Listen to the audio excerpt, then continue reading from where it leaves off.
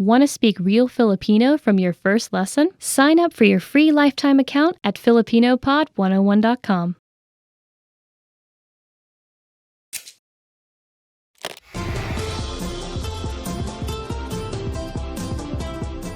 Hello sa inyong lahat.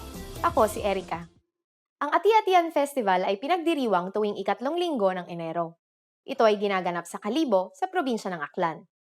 Sa pagdiriwang na ito, inaalala at binibigyang papuri ang Santo Niño. Sinasabing ang mga pista ng Sinulog ng Cebu at Dinagyang ng Iloilo ay hango sa pagdiriwang na ito.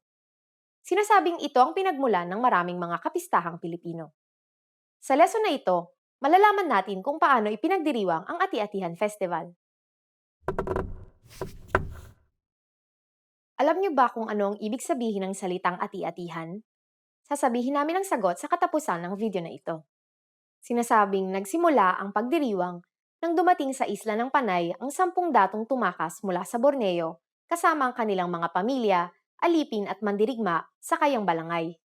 Kapalit ang isang gininto ang salakot at iba pang mga yaman, binili nila ang lupa mula sa mga katutubong nakatira doon. Matapos ang palitan, nagkaroon ng kasiyahan at pagdiriwang. Nang masakop at naging katolikong bansa ang Pilipinas, binigyan ng Kristiyanong kahulugan ang pagdiriwang. Sinasagawa ang pagdiriwang sa loob ng isang linggo. Nag-uumpisa ang pagdiriwang sa isang misa. Nagbubukas sa mga pagdiriwang sa ikalawang araw sa isang prosesyon habang dinadasal ang rosaryo at natatapos ito sa isang misa. Sa gitna ng linggo, nagkakaroon ng masiglang parada kung saan ang 17 bayan ng Aklan ay nagpapakitang gilas ng kanilang katangi-tanging kultura, sayaw at galing. Pero hindi lamang kultural ang mga pagdiriwang sa ati-atihan. Dito, mayroon ring mga pagtatanghal ng mga lokal na banda at mga artista gabi-gabi para rin makilala ang popular na kultura ng Pilipinas. Karaniwang sinisigaw ang halabira habang pinagdiriwang ang Ati-Atihan Festival. Sa huling araw ng pagdiriwang, makikita ang pinakaabangang sayawan at parada ng mga nakapintang mga mananayaw, suot ang kanilang mga magarbong costume, at sumasayaw kasabay ang kumpas ng mga tambol. Pati ang mga manonood ay inaanyayahang sumali sa sayawan. Natatapos ang pagdiriwang sa isang prosesyon kung saan nagdadala ang mga gustong lumahok ng mga kandila at ng mga iba't ibang imahe ng Santo Niño.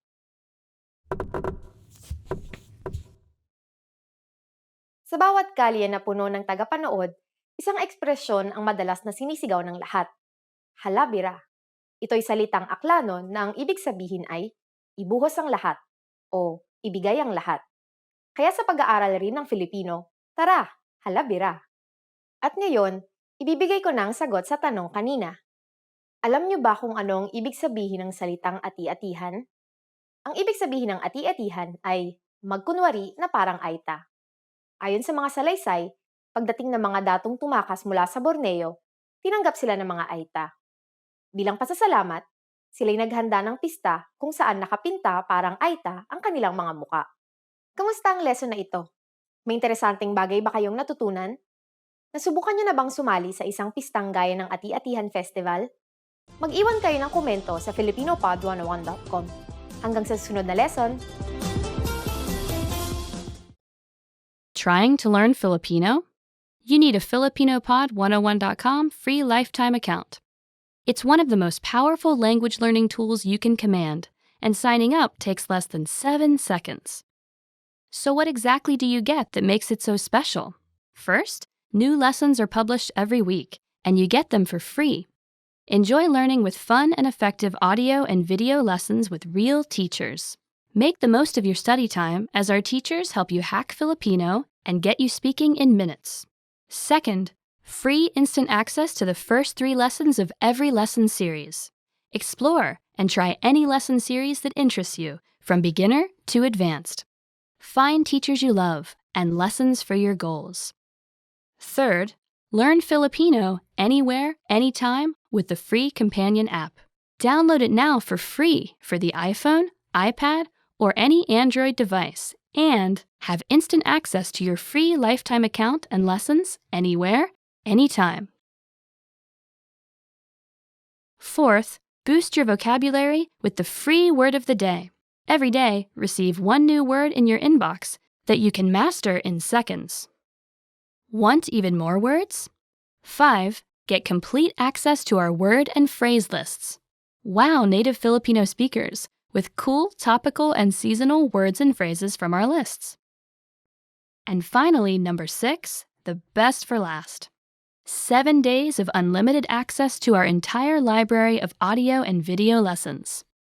Premium study tools like line-by-line audio, word bank, and smart flashcards to help you learn lightning fast. Get your free lifetime account right now at filipinopod101.com. Sign up in less than 7 seconds. And the account is yours for free for life. So what are you waiting for? Get yours now.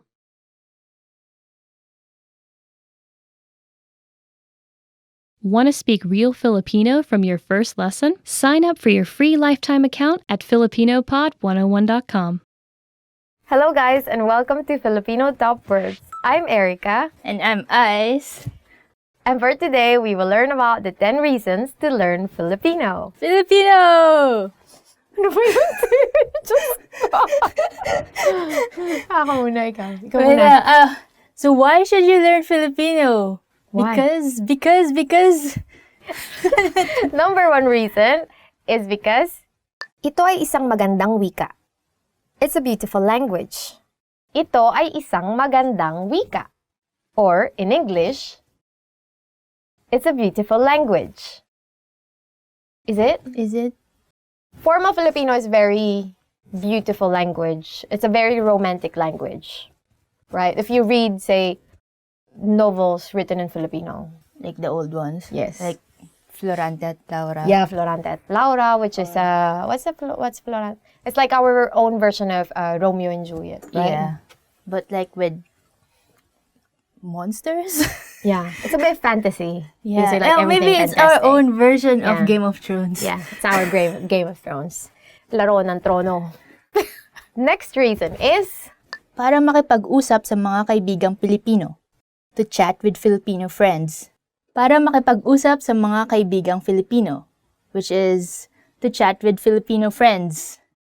If you want to really be close to your Filipino friends, it's really better if you know how to speak the language. And yeah, we all could understand English, but yeah, it's more fun in Filipino. there are jokes that you can only say in Filipino, that they're only funny in Filipino, right? For example, si Dan ay nag-aaral ng Filipino para makipag-usap sa mga kaibigang Pilipino. Dan is studying Filipino to chat with Filipino friends. Good for you, Dan. Mahusay, Dan. Good, Dan. Next reason is, para makapagsalin. To do translations. Para makapagsalin. Or, to do translations. Nagsisikap ako mag-aral ng Filipino para makapagsalin. I am doing my best to study Filipino to be able to do translations. Do you need to do translations in Filipino? I guess it's still better to translate if like there are some things that not all Filipinos would know if it's in English, so Yeah. I think there is still some jobs that involve like translating to Filipino. Or actually maybe it's the other way around, like you translate the Filipino works into English. Yeah. Which is, I guess, oh, you're doing that.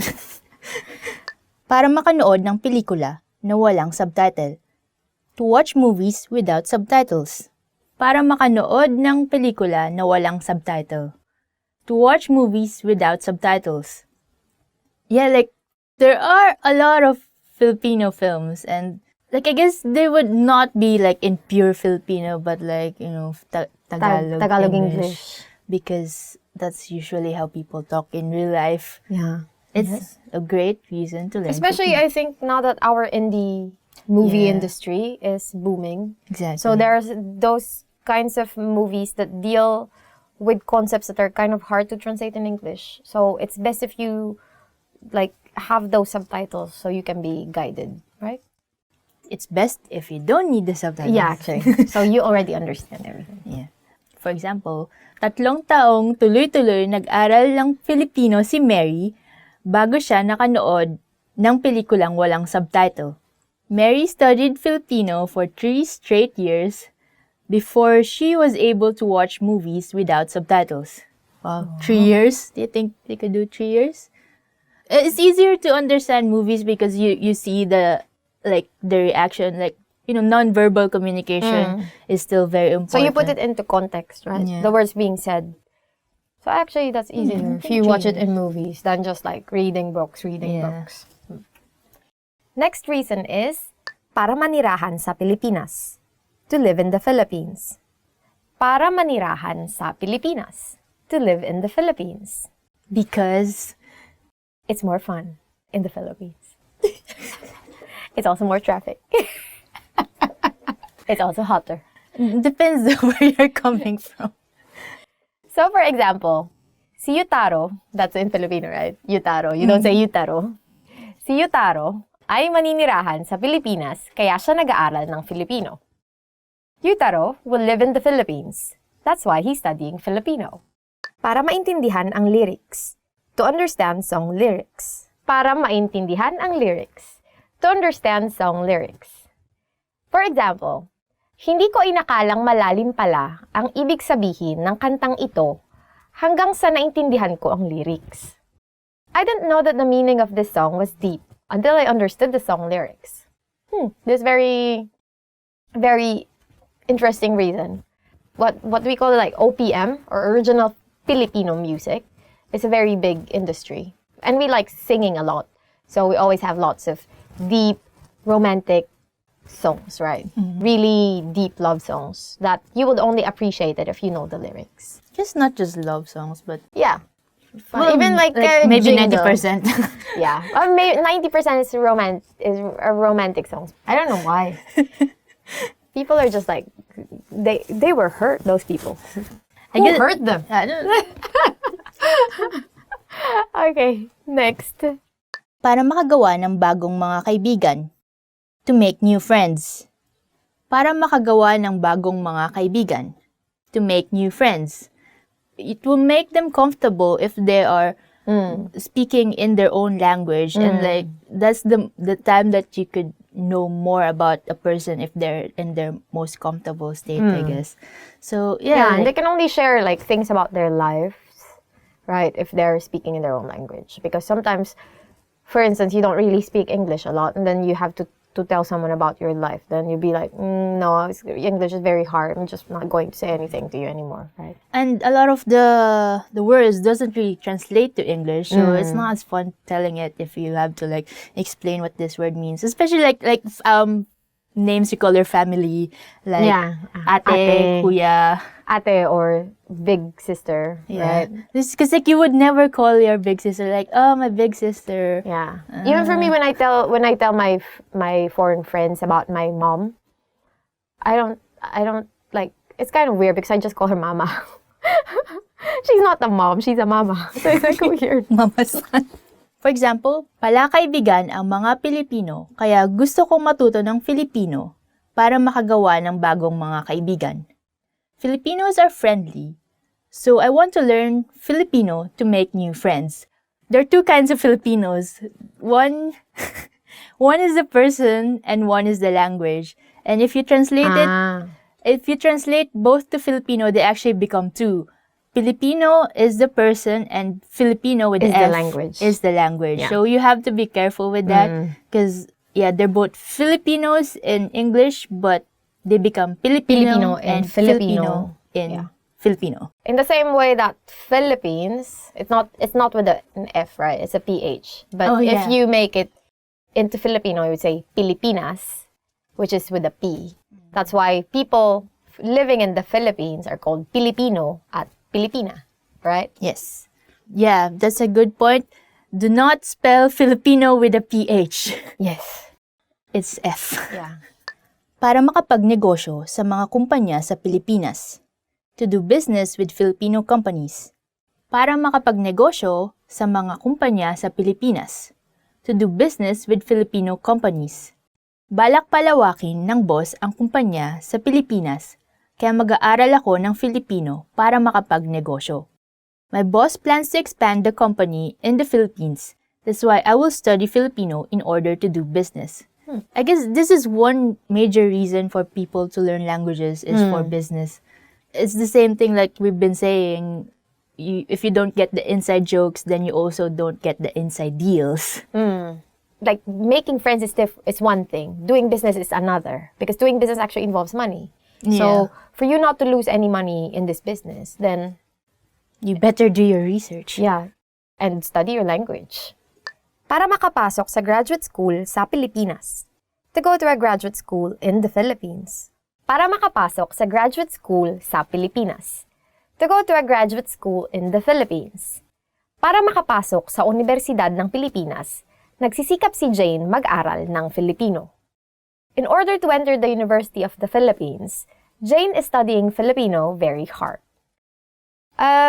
Yeah, this is very important, but I think it's more important in socializing, right? And in feeling embedded in where you are. But it's not really important, I think, in attending classes in the university, because in where we went to, in the University of the Philippines, the classes are in language. Obviously they're in language. The classes are in English, right? Yeah. And so you can go to, well, of course, your classmates and your teachers will speak Filipino. But everything is in English. Your textbook, your reading materials. I guess there are some subjects which are in Filipino. Yeah, in Filipino, of course, like Humanidades. Yeah. But like, sometimes your teacher would still accommodate you and speak English most of the time if need be. But yeah, it's still important to learn Filipino if you want to like not be an outcast. Yeah, so if you want, because that's very important in university life, right? For you to enjoy university life.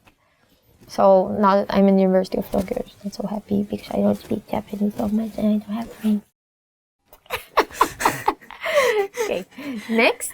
Okay, next. Para magkaroon ng Pilipinong kasintahan, to have a Filipino lover, you definitely want to learn Filipino if you want to have a Filipino lover, or in Filipino, para magkaroon ng Pilipinong kasintahan. For example, nagsisikap si Rudy mag-aral ng Filipino para magkaroon siya ng Pilipinong kasintahan. Go, Rudy. Go. I support you. Rudy is trying hard to learn Filipino so that he could have a Filipino lover. Yeah, I guess... Go, Rudy. Go, Rudy. Go, Rudy. Oh my God. It's going to help you actually because they would think you're cute, right? Yeah. That they would think you're trying. It's not so much that you really need to be fluent in the Filipino, but the idea is that you are trying and that speaks a lot about you. Yeah, definitely. And the most important thing is when you start fighting, they will definitely turn back to their language, right? Because they're really mad. So if you're really mad, then you will start speaking your own language. So for you to understand what they're babbling about, better learn the language. That's enough reason. Yeah. Okay, that's it. Thank you for tuning with us today. Thank you for watching this lesson in Filipino. Oh my God. Filipino top words. What is your reason for studying Filipino? Yeah, please tell us in the comments. And if there are things here that you want to be clarified, I don't know. Yeah, don't hesitate to put them down below. And like and subscribe to our channel. If you need tips to have a Filipino lover, Write them down. right? Yeah. Ice will help you. No. And if Visit FilipinoPod101.com for more Filipino lessons. Yeah. Thank For you. more Erica, more Ice. Ice. Hanggang sa muli. Hanggang sa muli. Paalam.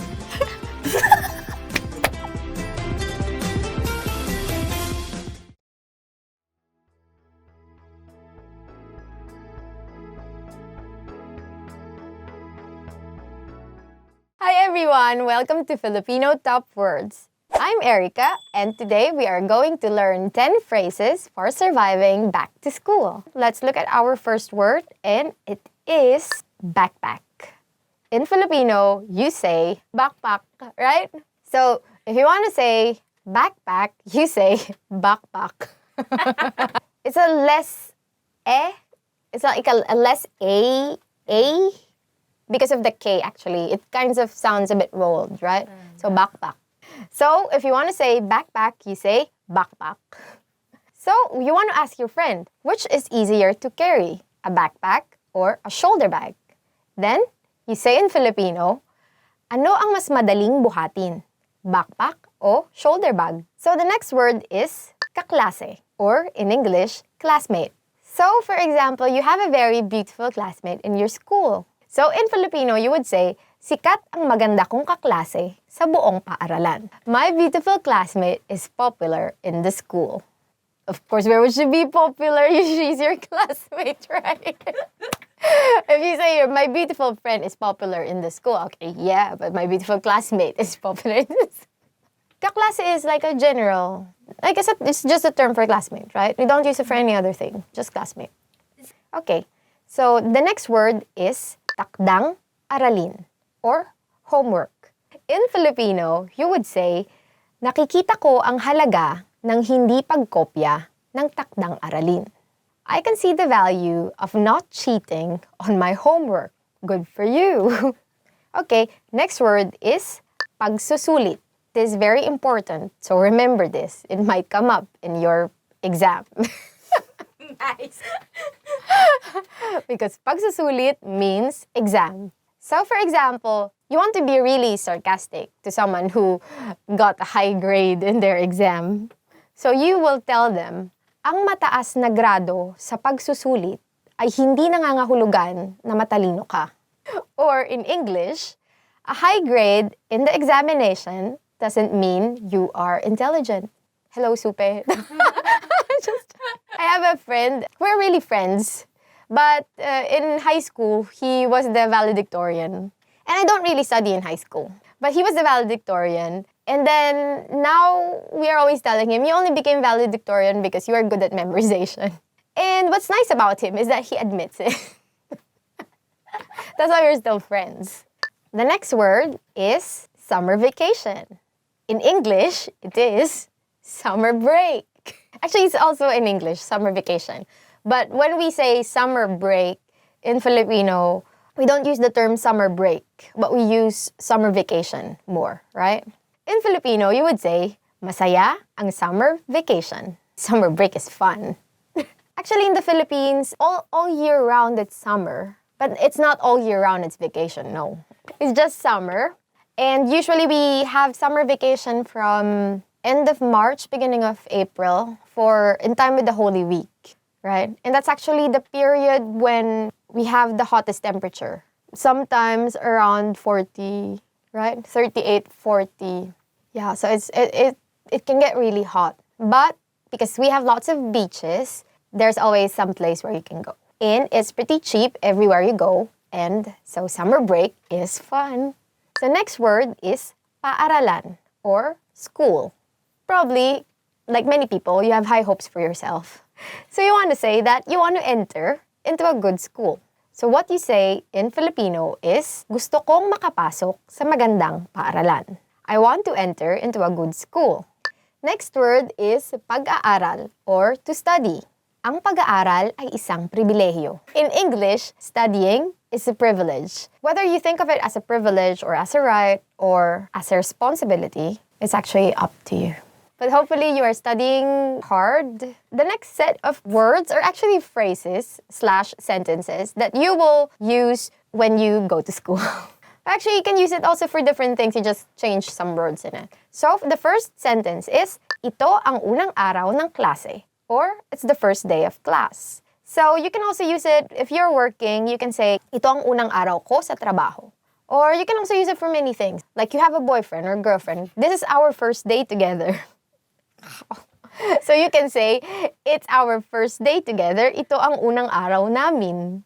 So, next sentence is, pareho tayo ng klase. Which in English is, we are in the same class. This is very useful actually if you're very enthusiastic to see your friend that you haven't seen since summer vacation. The next sentence is, anong mga klase ang kukunin mo? What classes are you taking? This, again, I think this is more applicable for college students, right? Because in the Philippines, especially, it depends on the university. But for example, the university where I went to, UP, right? And I'm teaching English. So usually, if you want to be in the same class with your friend, then you ask, what classes are you taking? That was it for today's lesson. Hope you learned something new. That was top 10 phrases for surviving back to school. And I hope you can practice and use them with your friends, with your classmates, with your kaklase, in your classroom, while you're wearing your backpack. So don't forget to like, subscribe, and share with us any thoughts that you might have. Bye-bye. Thank you. Hanggang sa susunod. Mali. Hanggang sa muli.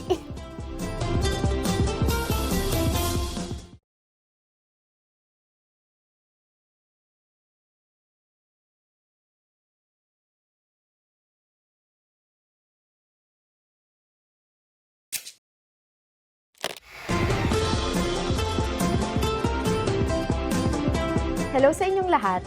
Ako si Erica. Pag-uusapan natin ang Panagbenga Festival na ipinagdiriwang buong buwan ng Pebrero. Ang Panagbenga ay isang flower festival na dinarao sa Baguio City, ang kinikilalang summer capital ng bansa. Sa lesson na ito, aalamin natin kung paano nga ba ipinagdiriwang ang Panagbenga Festival. Alam niyo ba kung ano ang ibig sabihin ng pangalan ng piyestang ito na Panagbenga? Sasabihin namin ang sagot sa katapusan ng video na ito. Unang isinagawa ang Panagbenga Festival noong taong 1995 bilang simbolo ng pagbangon ng syudad mula sa epekto ng 1990 Luzon earthquake. Ito rin ay ginanap bilang pagdiriwang sa pagsibol ng mga bulaklak ng rehiyon ng Cordillera. Napagdesisyonan na idaos ang Panagbenga tuwing Pebrero dahil walang masyadong kaganapan sa buwang ito, lalo na dahil sa ito ay nasa pagitan ng panahon ng Pasko at Kwaresma. Ang opening parade ay nagaganap sa ikaunang araw ng Pebrero. Matapos ito, iba't ibang kompetisyon na ang sinisimulan, gaya ng drum and lyre competition at street dancing competition sa pagitan ng mga estudyante sa elementarya. Sa buong buwan din ng Pebrero, nagkakaroon ng mga trade fair at bazaar na dinadaluhan ng napakaraming tao. Isa pa sa pinakakilalang lugar sa Baguio ay ang Session Road. Sa ika-4 na Lunes ng Pebrero, idinaraos ang Session Road in Bloom kung saan isinasarado ang buong kalye para sa mga stalls at mga cafe. Nariyan rin ang mga marching band na tumutugtog para sa parada ng mga float na gawa sa mga bulaklak.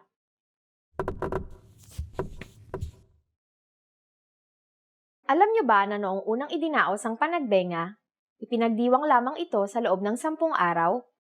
Dahil na rin sa mabilis na pagtaas ng popularidad ng kasiyahan, hinabaan ito at ginawang 3 linggo, hanggang sa napagdesisyonan na ipagdiwang ito ng buong buwan ng Pebrero.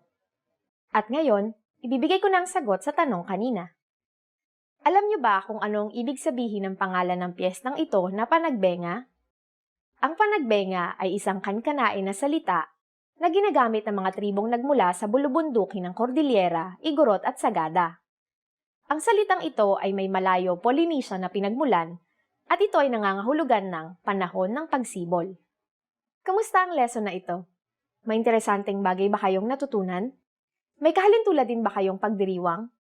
Mag-iwan kayo ng komento sa filipinopod101.com. Hanggang sa muli! Want to speed up your language learning? Take your very first lesson with us. You'll start speaking in minutes and master real conversations. Sign up for your free lifetime account. Just click the link in the description.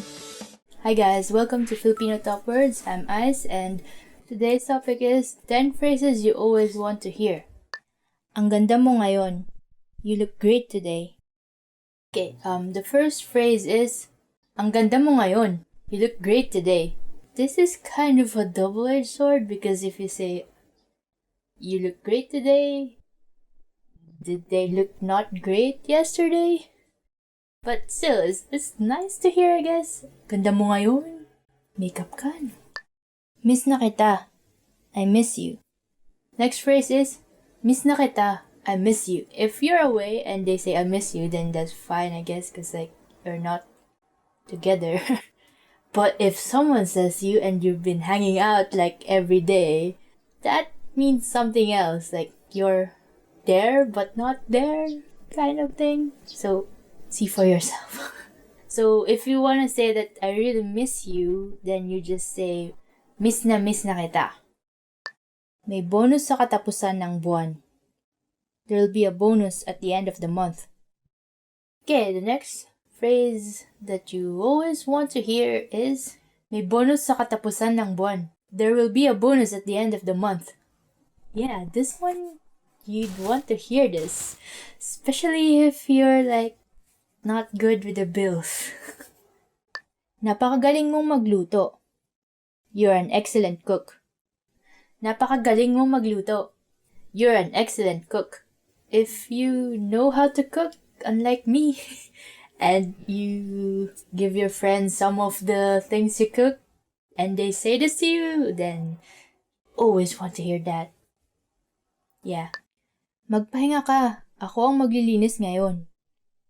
Take a break. I'll do the cleaning today. Magpahinga ka. Ako ang maglilinis ngayon. Take a break. I'll do the cleaning today. Oh, yeah. Like, because if you hear this, that would be very great as well. I need help with the cleaning. Tama ka. You're right. Okay, another thing you might want to hear is tama ka. Or you were right. Yeah, I guess you want to hear this when you're in an argument. Dinalhan kita ng isang special na bagay. I brought you something special. Next one is, dinalhan kita ng isang special na bagay. That means, I brought you something special. I want something special. Unlimited ang budget. The budget is unlimited. Next phrase you would want to hear is, unlimited ang budget. Or, the budget is unlimited. Definitely. If you want like, bunch of equipment, and they say to you, the budget is unlimited. Like, yeah! Ililibre kita. I'll treat you. Next one is, ililibre kita. Meaning, I'll treat you. Ah, so nice. Oh, many Filipinos love hearing this. So like, if you want to make Filipino friends, make sure to say this. Yeah. Ang bait mo. You're kind. Ang bait mo. Meaning, you're kind. Sometimes it's nice to know that like, your kindness is being appreciated. So like, if someone says this to you, then you'll feel happy, I guess. If you want to convey that they're very kind, just repeat the adjective. So it's gonna be, ang bait-bait mo. So that means you're very kind. Okay, and that's it for this topic. 10 phrases you always want to hear. And if you like this video, press the thumbs up button and subscribe to our channel somewhere. And to learn more Filipino, please go to filipinopod101.com. And I'll see you next time. Salamat, thank you, paalam.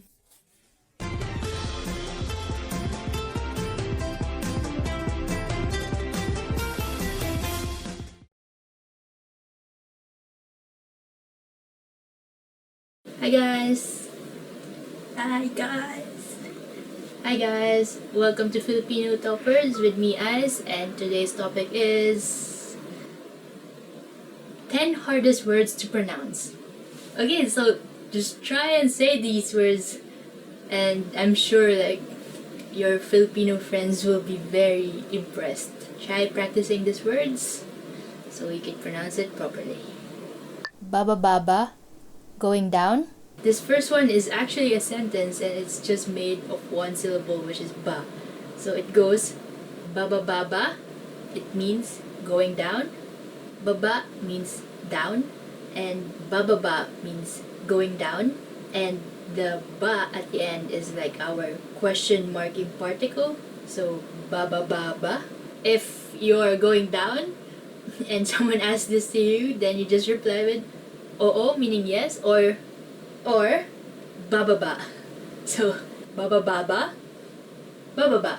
It's like the longest conversation in Filipino using one syllable. Bulaklak, flower. Okay, next is bulaklak, meaning flower. For example, mabango ang bulaklak. The flower smells good. Dumadagundong, rumbling. Dumadagundong, meaning rumbling. Doesn't it sound like it's a rumbling noise? Like, dumadagundong. It's like all the bass in that word. For example, dumadagundong na ang bagyo sa labas. The storm is already rumbling outside. Dumadagundong. Dumadagundong. Dumadagundong. Di ka pani-paniwala. unbelievable. Next is di ka pani-paniwala, meaning unbelievable. For example, di ka pani-paniwala ang sinapit ng pamilya niya. The plight of his family is unbelievable. Kagilagilalas, astounding. Next is kagilagilalas, which means astounding. Hindi na ako nakakakita ng kagilagilalas na pangyayari. I no longer see any astounding events. Kinakailangan, important. Next one is kinakailangan, meaning important. Kinakailangan laging maging tapat sa trabaho. We must always be honest at work. Kumukuti-kutitap, twinkling. Next one is kumukuti-kutitap, meaning twinkling. So I guess the hard part of this is like the vowels, because like it's mostly u, but there's like I and somewhere. Kumukuti-kutitap. I guess the only way to pronounce this is to remember all the syllables. Kumukuti-kutitap, twinkling. Ang between ay kumukuti-kutitap. The star is twinkling. How would you even sing like Twinkle Twinkle Little Star? Kumukuti-kutitap, kumukuti-kutitap. Try to say it very fast, like kumukuti-kutitap, kumukuti-kutitap, kumukuti-kutitap. Mamasa-masa, moist. The next is mamasa-masa, meaning moist. You have to be careful of the accents here because masa means moist, but there's another word spelled the same called masa, which means the masses. So masa and masa. So just be careful to say it as masa. Mamasa-masa. For example, mamasa-masa pa ang damo. The grass is still moist. Misterioso, mysterious. Next one is misterioso, meaning mysterious. I don't know, it sounds like it's easy enough to pronounce, like just mysterious becomes misterios with an O at the end. Like Spanish people could do it. Misterioso. For example, siya ay isang misteryosong babae, meaning she is a mysterious woman. Patalastas, commercial. Next one is patalastas, meaning commercial. This one, I actually had a problem saying this when I was a kid, and I just remember it being very hard for me, but yeah, now it's fine. For example, laging maraming patalastas ang laban ni Manny Pacquiao. Manny Pacquiao's fights always have a lot of commercials. Cause yeah, those things like involve a lot of money, so they need a lot of commercials. Okay, and that's it for today. That was 10 hardest words to pronounce. Which do you think is the hardest one to pronounce for you? Like, just comment it down below. Do you have any word that you think is hard for me to pronounce? And I will accept your challenge. Or like, if you could think of any word that is hard to pronounce in Filipino, put it in the comment below. Maybe I'll try to say it for you in the next lessons. Anyway, that's it for today. Thank you for watching, and if you like this video, press the thumbs up and subscribe to our channel. And if you want to learn more Filipino, check out our site, filipinopod101.com. See you again next time. Thank you, salamat, and paalam.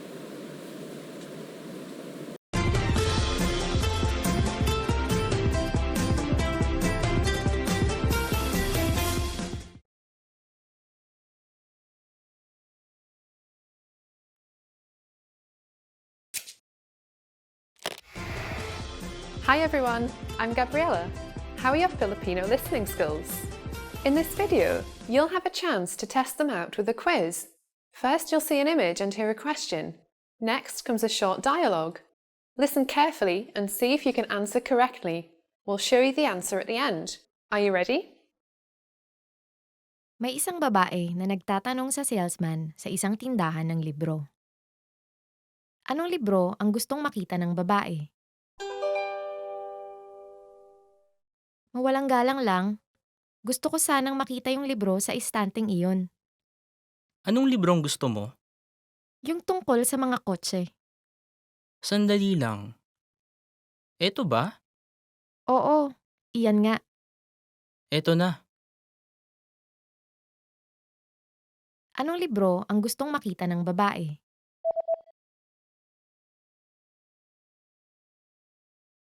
May isang babae na nagtatanong sa salesman sa isang tindahan ng libro. Anong libro ang gustong makita ng babae? Mawalang galang lang, gusto ko sanang makita yung libro sa istanteng iyon. Anong libro ang gusto mo? Yung tungkol sa mga kotse. Sandali lang. Eto ba? Oo, iyan nga. Eto na. Did you get it right? I hope you learned something from this quiz. Let us know if you have any questions. See you next time. Hello guys and welcome to Filipino Top Words. I'm Erica and for today, we will learn about gift ideas you must know in Filipino. Laptop. Laptop. The first gift idea is laptop or laptop. Hindi na masyadong uso ang laptop ngayon. Laptops are no longer trendy recently. If you give a laptop for a gift, you're very generous, right? I mean, they're very cheap laptops, but still you're very generous if you're that generous, just give. Pabango. Perfume. Pabango. Or perfume. Hindi ko alam kung anong pabango ang mabango. I don't know which perfume is fragrant. Giving perfume is a common gift, right? Perfume. When I was in high school, we have a very close teacher, and then because every Christmas we have gift giving, and then this teacher picked one of my classmates that he doesn't really know, so he was asking us, "Oh, what should I give to this girl?" And then we're like, "We don't know, but we don't know actually." And then he said, "Oh, what about perfume?" And then my immediate reaction was like, "Oh no, she might be offended." I don't even know why I said that. At the end of the story, he didn't give her a perfume. Aklat, book. Aklat or book. Ang isa sa pinakamagandang regalong ibigay ay aklat. One of the best gifts to give is a book. And this I definitely agree with. So I like receiving books. Love letter. Love letter. Next gift idea is love letter. Or in English, love letter. May mga taong mas gustong makatanggap ng love letter kaysa sa mga material na regalo. There are people who prefer love letters more than any material gift. And I'm not one of those. Just my boyfriend gave me a card. And I was like, what is this? Because usually you give a card with a gift, right? Like you have a gift and then you have a little card that says, "Oh, this is a gift for you." This is not the actual gift. But okay, some people just like it simple. That's why he gave me a bike. Camera. Camera. Camera. Or camera. Kapag ba may magandang camera ka, gaganda rin ang mga kuha mo. Will your photos improve if you have a good camera? In English, it doesn't sound so sarcastic. In Filipino, it sounds really sarcastic. I don't know why. But, I mean, if you're giving camera as a gift, wow, very generous. Disposable point and shoot, 300 pesos you can get one. But if you want to give an SLR, no, it's too much money. Sorry. I'm going to give you a love letter then. Smartphone. Smartphone. Smartphone. In English, smartphone. Mabilis ang paglabas ng bagong modelo ng smartphone ngayon. These days, the turnaround of new smartphone models is fast. But again, if you're going to give a smartphone as a gift, that means you're very generous. Game console. Game console. Next gift idea is game console or game console. High-tech na ngayon ang mga game console. Halos virtual reality na. Game consoles nowadays are high-tech. It's almost virtual reality. I think second-hand consoles are kind of cheap, so you can give them as gifts. Diccionario. Dictionary. Diccionario or dictionary. Mainam iregalo ang isang diksyonaryo sa nag-aaral ng wikang Filipino. A dictionary is an ideal gift for those who are studying the Filipino language. Or probably a subscription for a Filipino language course. That's a better idea. I have a Kindle because my apartment is kind of small. So I buy books before, but I realized that there's no space for books anymore.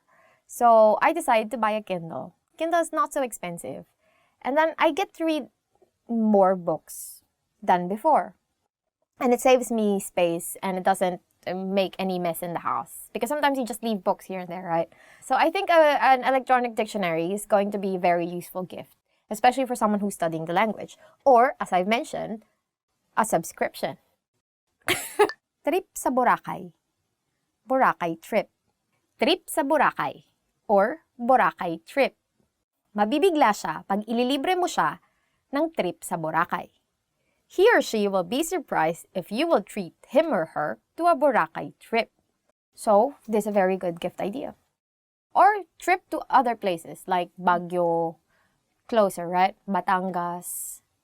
Because we have nice places all around the country. Magarbong kainan. Fancy restaurant. Next gift idea is magarbong kainan or fancy restaurant.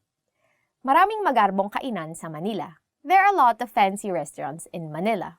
Online, you can buy vouchers, right, for discounted tickets, discounted prices for meals in different fancy restaurants. So I remember my brother when he had his, I don't know how old he is, but when he treated us for his birthday, he bought some vouchers online for this very fancy restaurant. So we went there and then it was his treat. And he saved a lot of money. And then we ate a lot, actually. So you can buy those things online. There's so many places online, Philippine websites, right, that they sell those gift certificates and vouchers. So that's it for this lesson. Hope you learned something new. And what other gift ideas do you know and do you think your friends would like if you give them them? Give them them.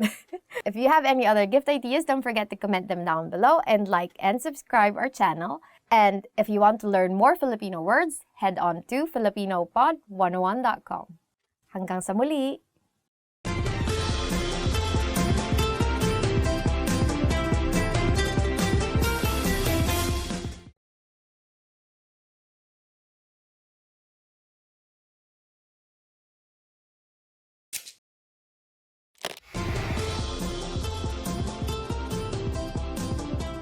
Hello sa inyong lahat, ako si Erica.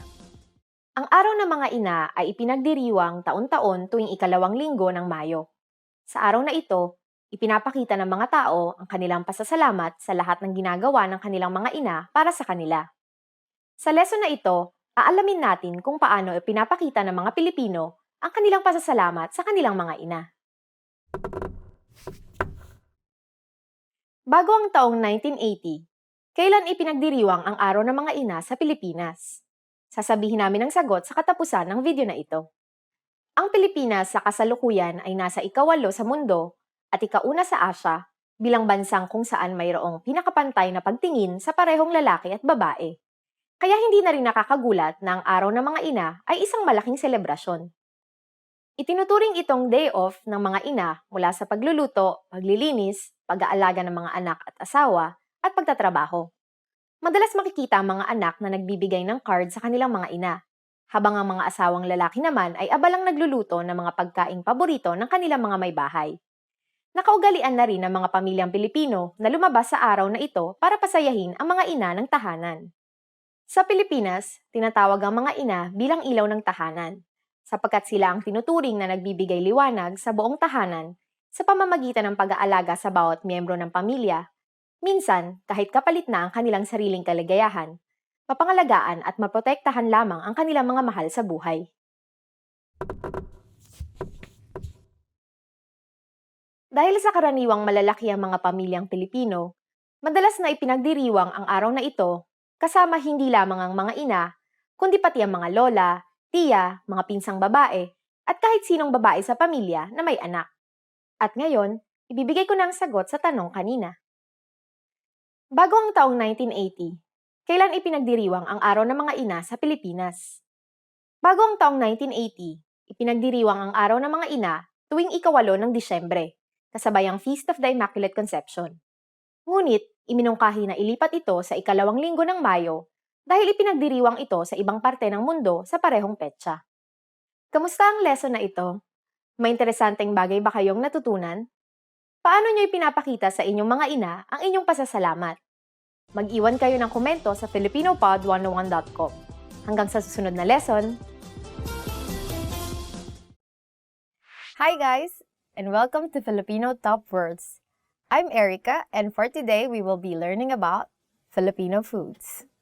So, you probably know, or you probably don't know, that there are many different and delicious Filipino foods. Adobo. Adobo.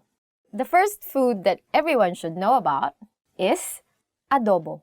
In English, we also call it adobo.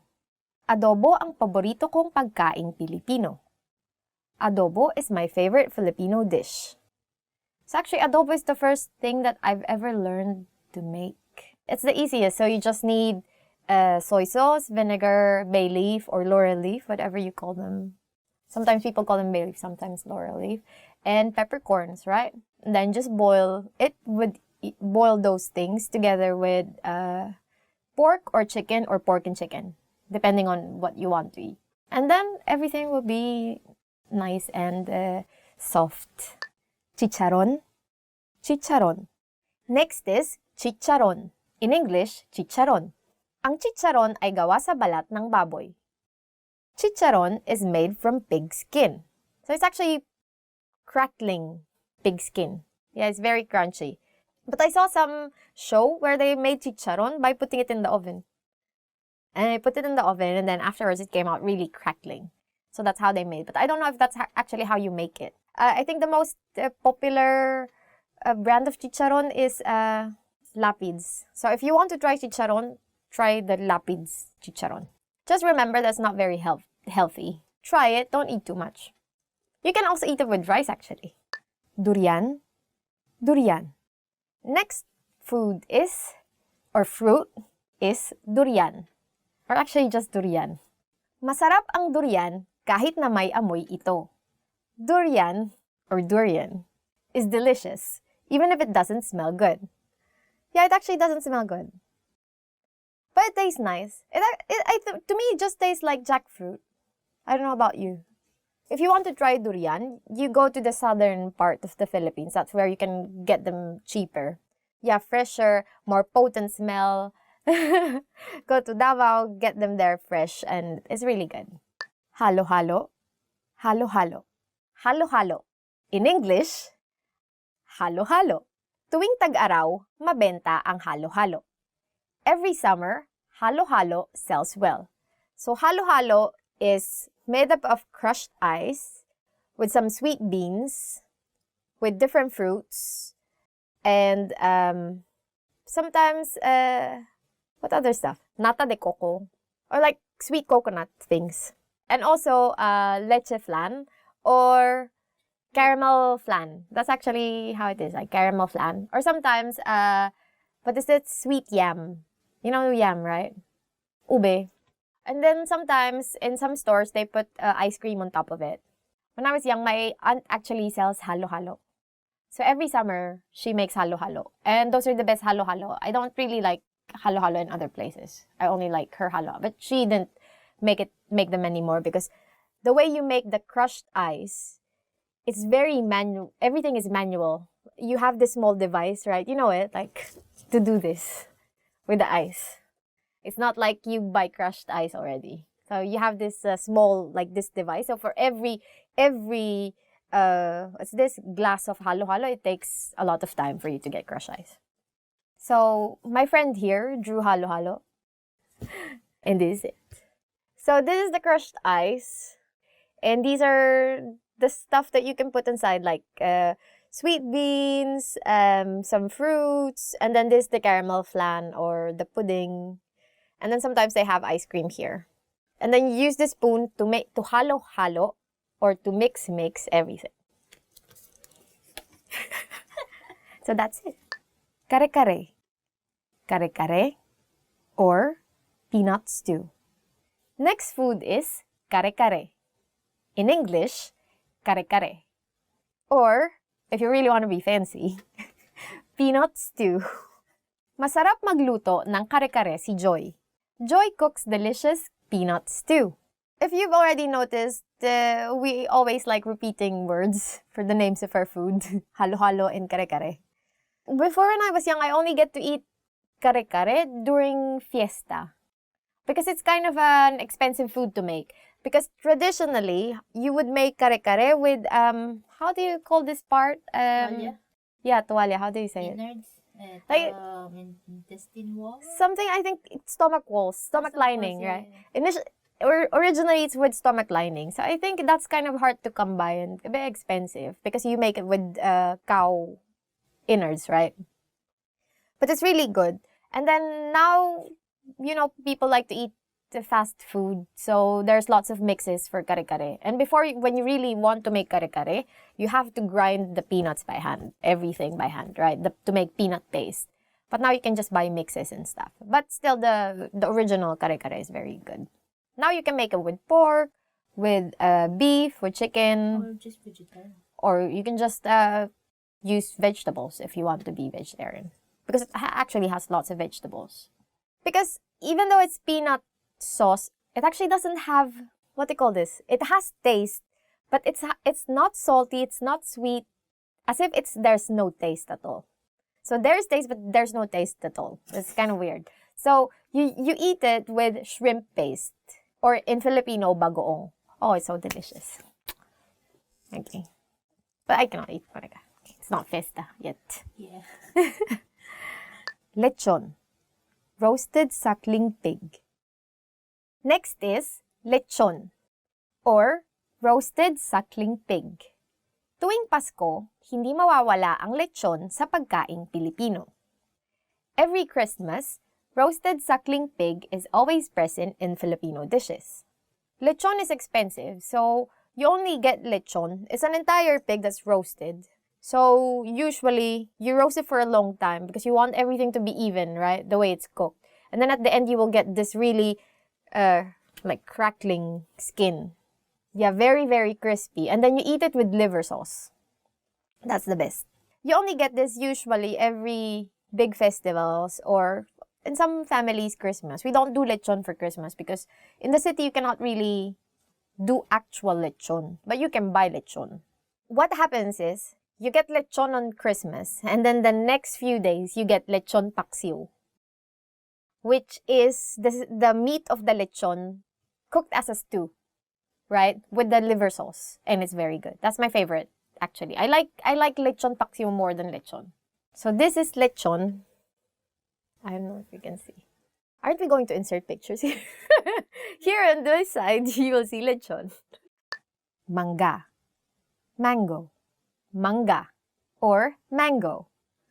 Mura lang ang mangga sa Pilipinas. Mango is cheap in the Philippines, and we have the best mangoes. I have a Thai friend. He admits that we have. And those red mangoes that you get in the store, they're not real mangoes. If you want to try real mangoes, go to the Philippines. Yeah, so we have two kinds of mangoes, the yellow ones and the green ones. The yellow ones are the usual, very sweet, very fragrant, best fruit in the world mangoes. The green one is the slightly sour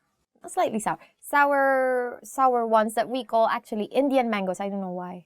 Because they're sour and because Filipinos really like to combine tastes, sweet, spicy, sweet, salty, sour together. So we eat this sour green mangoes with shrimp paste. Or sometimes salt if you don't have shrimp paste. And it's really delicious. We eat that always in high school after class. Sinigang. Sinigang. Tamarind soup. Sinigang. Or sinigang. Or tamarind soup. But actually, it's not just tamarind soup because you can have sinigang based in guava, sinigang based in some other sour things. Masarap ang sinigang dahil sa saktong asim na lasa nito. Sakto. Tamarind soup is delicious because of its pleasantly sour taste. So, you can make sinigang with pork or with shrimp or with fish. But my favorite is pork sinigang. What is yours? Pork also. Before when I was young, I liked shrimp sinigang. But then I realized I like shrimp better in either curry or just in butter sauce because shrimp is better in butter sauce. So, sinigang is best with pork. Dinuguan. Dinuguan. Dinuguan. Or in English, dinuguan. dinuguan ay ang dugo ng baboy. Dinuguan is pig's blood. Oh, but I like it. I like dinuguan a lot. Especially if dinuguan has more meat. Because some dinuguan doesn't have any meat at all. Just like the pig's blood. It's not pig's blood. It's coagulated pig's blood, isn't it? No, just a bit of coagulation there. But it's like a stew kind of pig's blood. What do you say? What does it mean? But it's very delicious. And I like eating it with rice because we eat everything with rice, right? Next is sisig. Sisig. Everyone's favorite, sisig. Or, in English, sisig. Ang sisig ay mas masarap pag sisling sisig. Sisig is even more delicious if it's sizzling. I think the original idea of sisig is chopped pig's face. So the meat that you use there in sisig is pig's face. So you just cut up everything, and then add some lime, liver, and then cut up everything, and then make it to a sizzling plate. So everything is as if it's fried, right?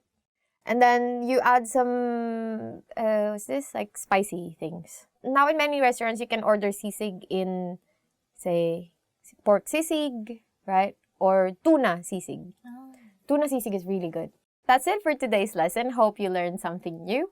And have you ever tried any Filipino food? If you've tried something that we haven't said, please comment them down below and tell us if you like them or not.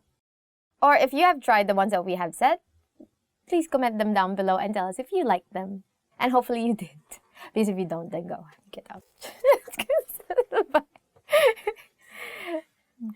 Don't forget to like and subscribe. And if you want to learn more Filipino, head on to filipinopod101.com.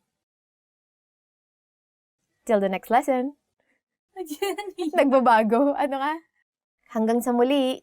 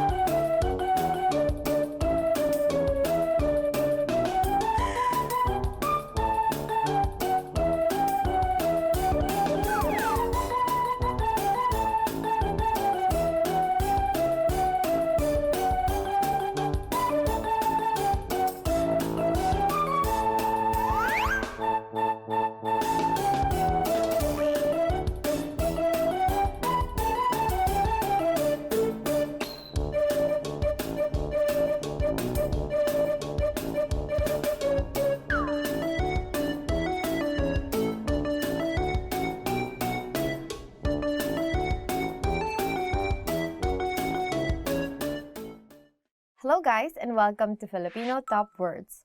I'm Erica and for today we will learn about the 10 compliments you always want to hear. Ang guwapo mo. You're handsome. 2 possible circumstances. First, if the person is really, really handsome. Second, if you want something from that person. So for example, you want something done for you. You go to this person and say, "Oh, ang gwapo mo. Pwede bang pakitulungan ako?" In English, "You're handsome. Can you help me with this?" Ang galing mo. Or, "You're good." But this is very nice to hear, right? If your boss tells you, "Oh, you're good at what you do. Keep doing it." Then you say, "Oh, thank you. Can you raise my salary?" Right?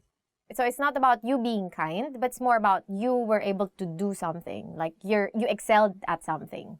So in sports, for instance, or as I've said in your job you were able to do something very nice, then this is a proper compliment.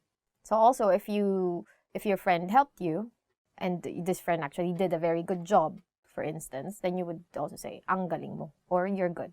Mahusay kang kaibigan. You are an awesome friend. I don't really say this to my friends. I mean, we have more of like a love-hate kind of relationship, so.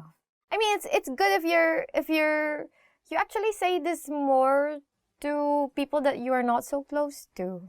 Yeah, because once you get close to a person, then you can actually insult this person. Yeah.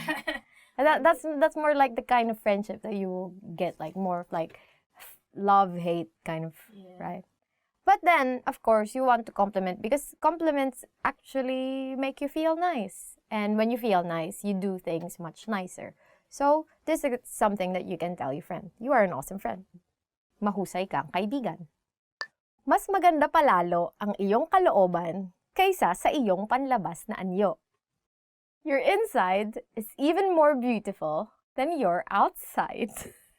I think if I'm your friend, I won't even like this because I want my outside to be more beautiful than my inside. Because I'm vain like that. I don't care about what you think of me inside. As long as you think I'm beautiful. I think more people are going to like that one than this. I mean, if you tell this to someone, what would that person say? And this person would probably say, what do you think of me?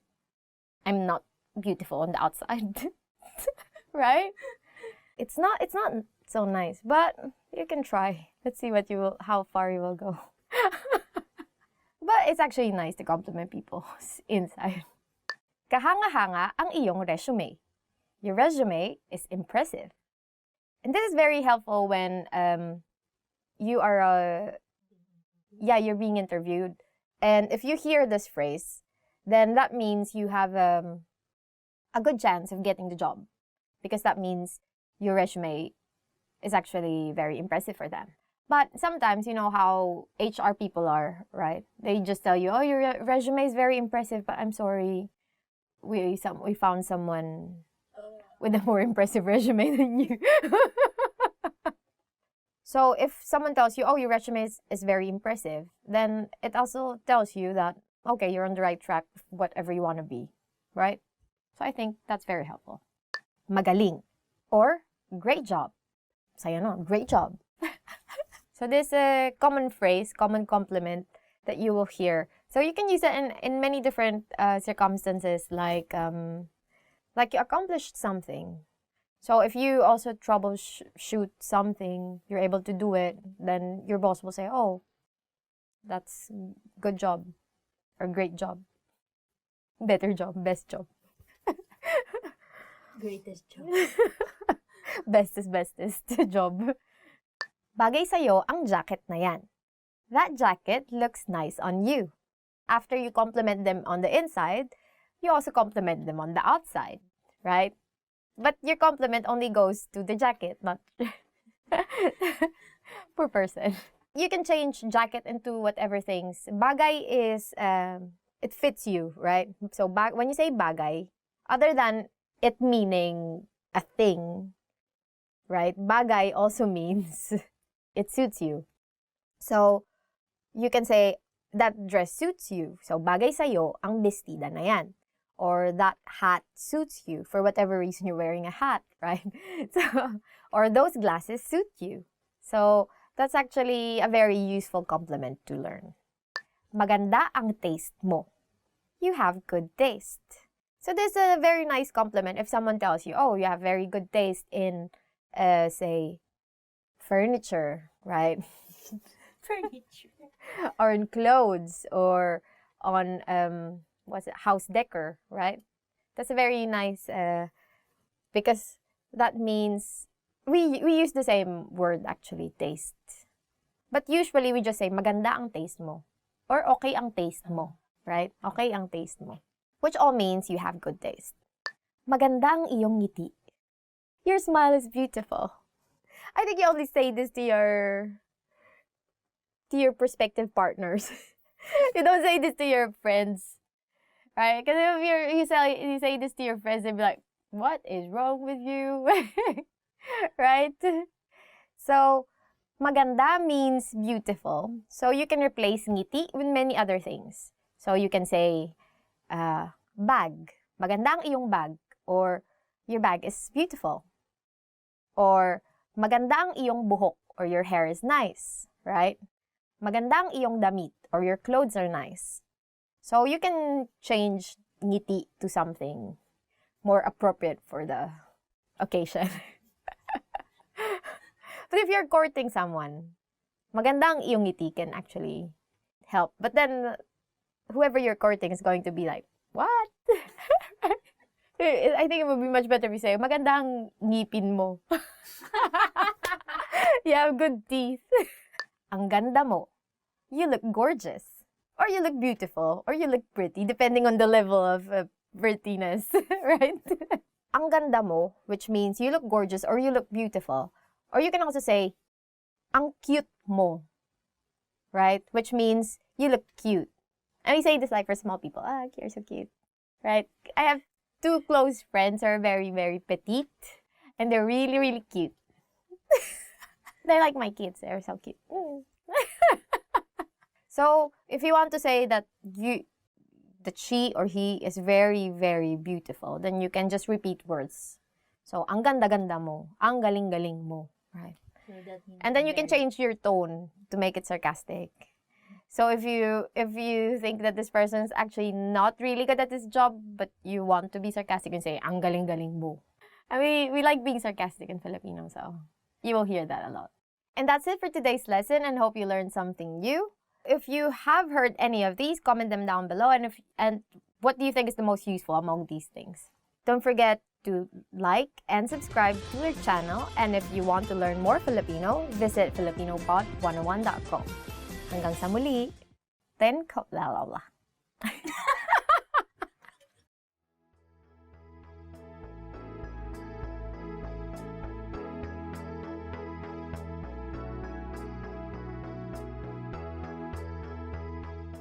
Genki. Hi everyone.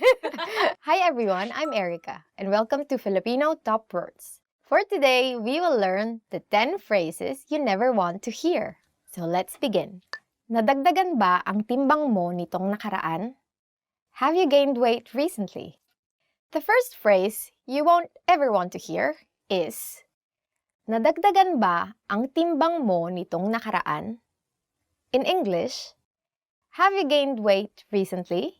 I don't know. I also don't like hearing it, but I don't mind it. But I don't like hearing it. This is nicely put, actually. So for Filipinos, they would ask you directly. They would not ask you. They would comment on you. Oh, you look fatter, right? Or you look bigger. So in Filipino, you got a bit bigger or you got fatter. You became bigger. In Filipino is tumaba ka. Usually like that, like aunts, they see you, for example, you've been away for quite some time, you come back, and then your aunts will be like, oh, tumaba ka. Right? Especially in the Philippines, you get lots of food every time you go to a restaurant. And there's another thing. Usually, you have your rice, right? And then you have your meat. And then you eat your rice with your meat, and then you realize, oh, I still have some more meat left. Then you'll get another serving of rice, and then you eat your rice, and then you eat your meat, and then you realize, I don't have any more meat, but I still have rice. And then, okay, I'll get another serving of meat. And then it's like, and it happens, you know. Mayroon kang puting buhok. You have gray hair. So the next phrase that you won't ever want to hear is mayroon kang puting buhok. Or in English, you have gray hair or white. When someone tells me I have gray hair, I immediately try to have it pulled. For me, for instance, I'm always like concerned. I just want my hair to be always like this really shiny black. And then, so we take care of it, right? Like you cover your hair also because too much sun can make your hair, what can damage your hair, like make it a bit lighter, almost brown. But I want my hair always to be black, so I'm kind of really very like careful with it. Sinabi ko na sayo. I told you so. Sinabi ko na sayo. Or, I told you so. Who wants to hear this? No one, right? In any other language, no one will hear this, I think. Right? Because it just like drives your mistake into your face. Like, you did this. I told you so. You should have done this. And if you're Filipino, your immediate response would be, obvious ba? Or isn't it obvious? And just like, leave. Like, ano nga yun? Because Filipinos can be very sarcastic also. So they would just be like, yeah, it happened. So, nothing can be done. So, what's the point of saying, I told you so? Tanggal ka na sa trabaho. You're fired. Tanggal ka na sa trabaho. Or, you're fired. So, if you're at work, do your job properly because they're paying you. Then might as well do it, right? Hindi ikaw ang problema. Ako. It is not you. It is me. The next phrase that you don't want to hear, especially if you're splitting up, is hindi ikaw ang problema. Ako, basya, ako. Charot. Which in English is, it's not you. It is me. Okay. It's you then. If you insist, go ahead. Salamat sa pagpapadala ng iyong resume. Ngunit, ang posisyon ay napuno na. Thank you for your resume. However, the position has been filled. The next phrase that no one ever wants to hear is actually not a phrase. It's actually 2 sentences. But still, you don't want to hear or you don't want to read, right? Is, salamat sa pagpapadala ng iyong resume. Ngunit, ang posisyon ay napuno na. Or, thank you for your resume. However, the position has been filled. Next. But this is a nice thing actually to receive, especially if you're applying, right, for jobs, because you're not left just waiting. So at least you know, okay, this is not for me. I'm going to move on, look for another boyfriend or another girlfriend. Usually goes. Dapat tayong makipagkita sa ibang mga tao. We should see other people. The next phrase you hopefully won't hear is, dapat tayong makipagkita sa ibang mga tao. Or, we should see other people. I don't know why it's so sad. It's all about rejection. So, hopefully you don't get to experience this. Kailangan natin mag-usap. We need to talk. So, the next phrase that you don't ever want to hear is, kailangan natin mag-usap. Or, we need to talk. I think in any circumstance, this is not a nice phrase to hear, right? Whether it be your boyfriend, girlfriend, or your boss, then this is never a nice phrase to hear. So what do you do when someone tells you, we need to talk? Mag-rosaryo ko. Well, because we are Filipinos and we're religious, then we start praying at the rosary. Ang pangit mo. You're ugly. Next phrase that you definitely don't want to hear directed to you is, ang pangit mo. Or, you're ugly. I mean, who would say this? Is there anyone who will say this? Will anyone say this? Super mean. Are you a kid to say this? Yeah. I think only kids say this, right? And even kids nowadays are kind of a bit like politically correct. They don't really just say you're ugly. You are ugly. So if someone tells this to you, then just unfriend this person. You don't need that kind of negativity in your life. Pasensya na, nakalimutan ko. Sorry, I forgot. Pasensya na, nakalimutan ko. Which in English is, sorry, I forgot. This is very useful actually, but if it's directed to you, and for instance, the thing that was forgotten is very important, then you don't want to hear this. Say, your boyfriend to buy bread on his way home, right? And he forgot, so you don't have breakfast. So, can you eat, sorry, I forgot? So you just break his face. So that's it for this lesson. Hope you learned phrases that you don't want to hear.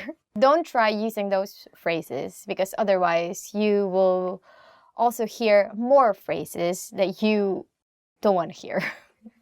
Don't ever want to hear. So are there any other phrase that has been said to you that you realize you don't like? If there are, please don't forget to comment them down below and don't forget to like and subscribe. And if you want more lessons in Filipino, go to filipinopod101.com and I'll see you in the next lesson. Bye-bye. Thank you for listening. I hope you won't have any problems with your partners. And always stay in love because the problem is you, not me.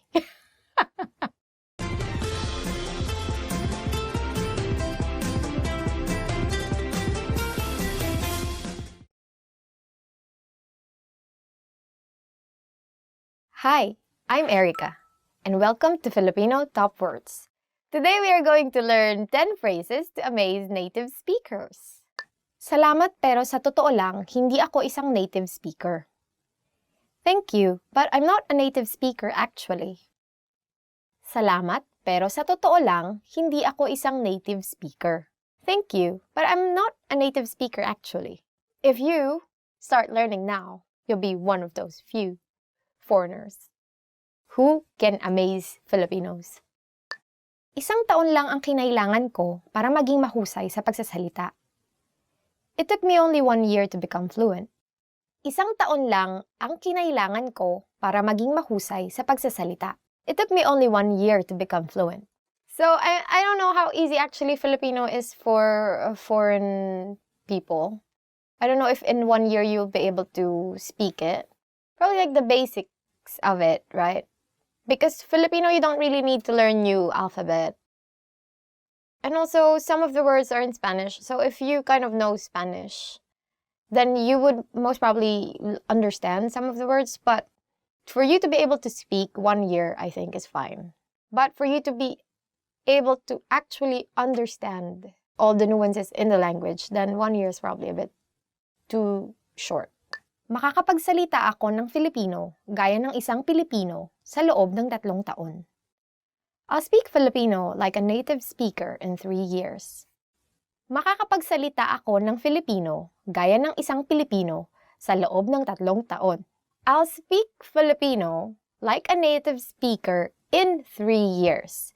That's actually a good target, right? But of course, there's still so many things that you won't be probably like inside jokes, right? Like, or especially since Filipino language is like any other language is continuously evolving, right? Because we have lots of slang now, right?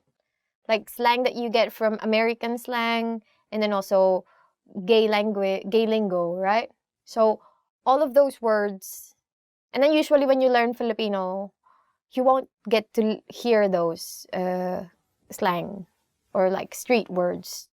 And most people actually use a bit of like casual. Even in, they only use really formal Filipino in say formal situations, formal settings. So this is a good target, but good luck. 10 taon na akong nag-aaral ng Filipino. I've been learning Filipino for 10 years. 10 taon na akong nag-aaral ng Filipino. I've been learning Filipino for 10 years. That's actually very good. I mean, for me, for us, like English, we take so many years and still there's some things that you cannot understand. So for instance, we learn English, like standard English, right? And then you talk to, say, an American or to a British person.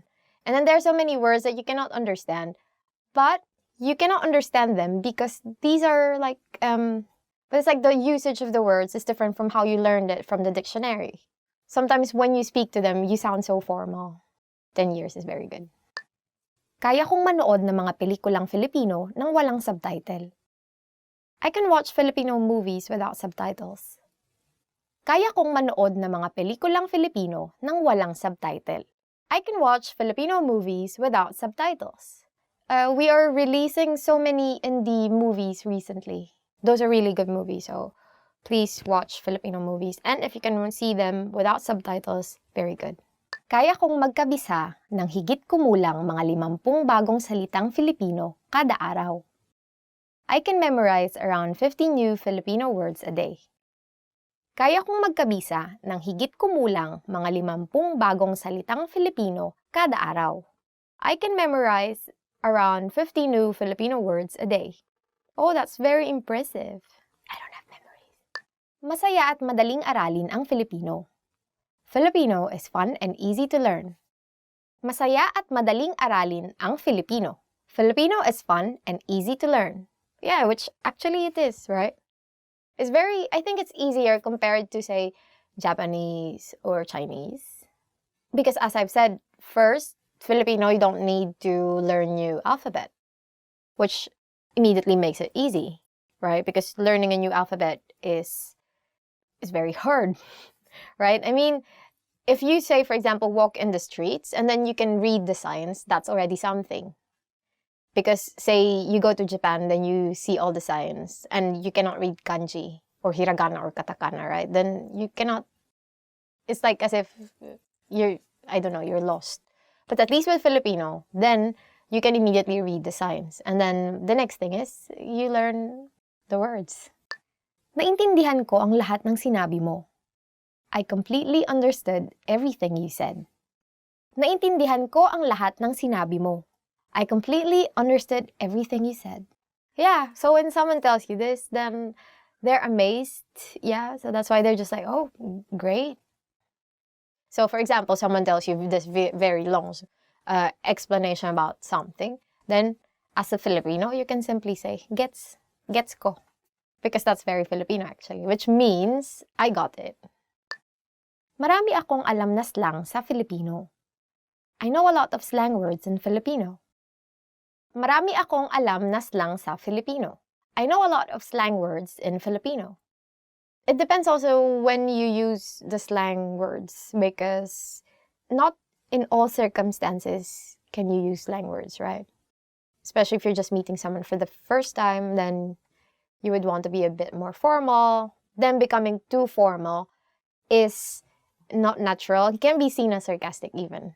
Actually, I think the key to being thought of as fluent is like getting this balance of being like casual, natural, and also a bit like more formal, right?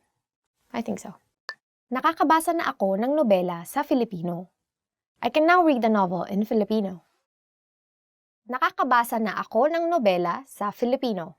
I can now read a novel in Filipino, which is very good. If you read actual like old Filipino novels, it's very, like flowery. It's like it really evokes emotions when you read Filipino novels. It's actually hard to write in really, say, old poetic Filipino now.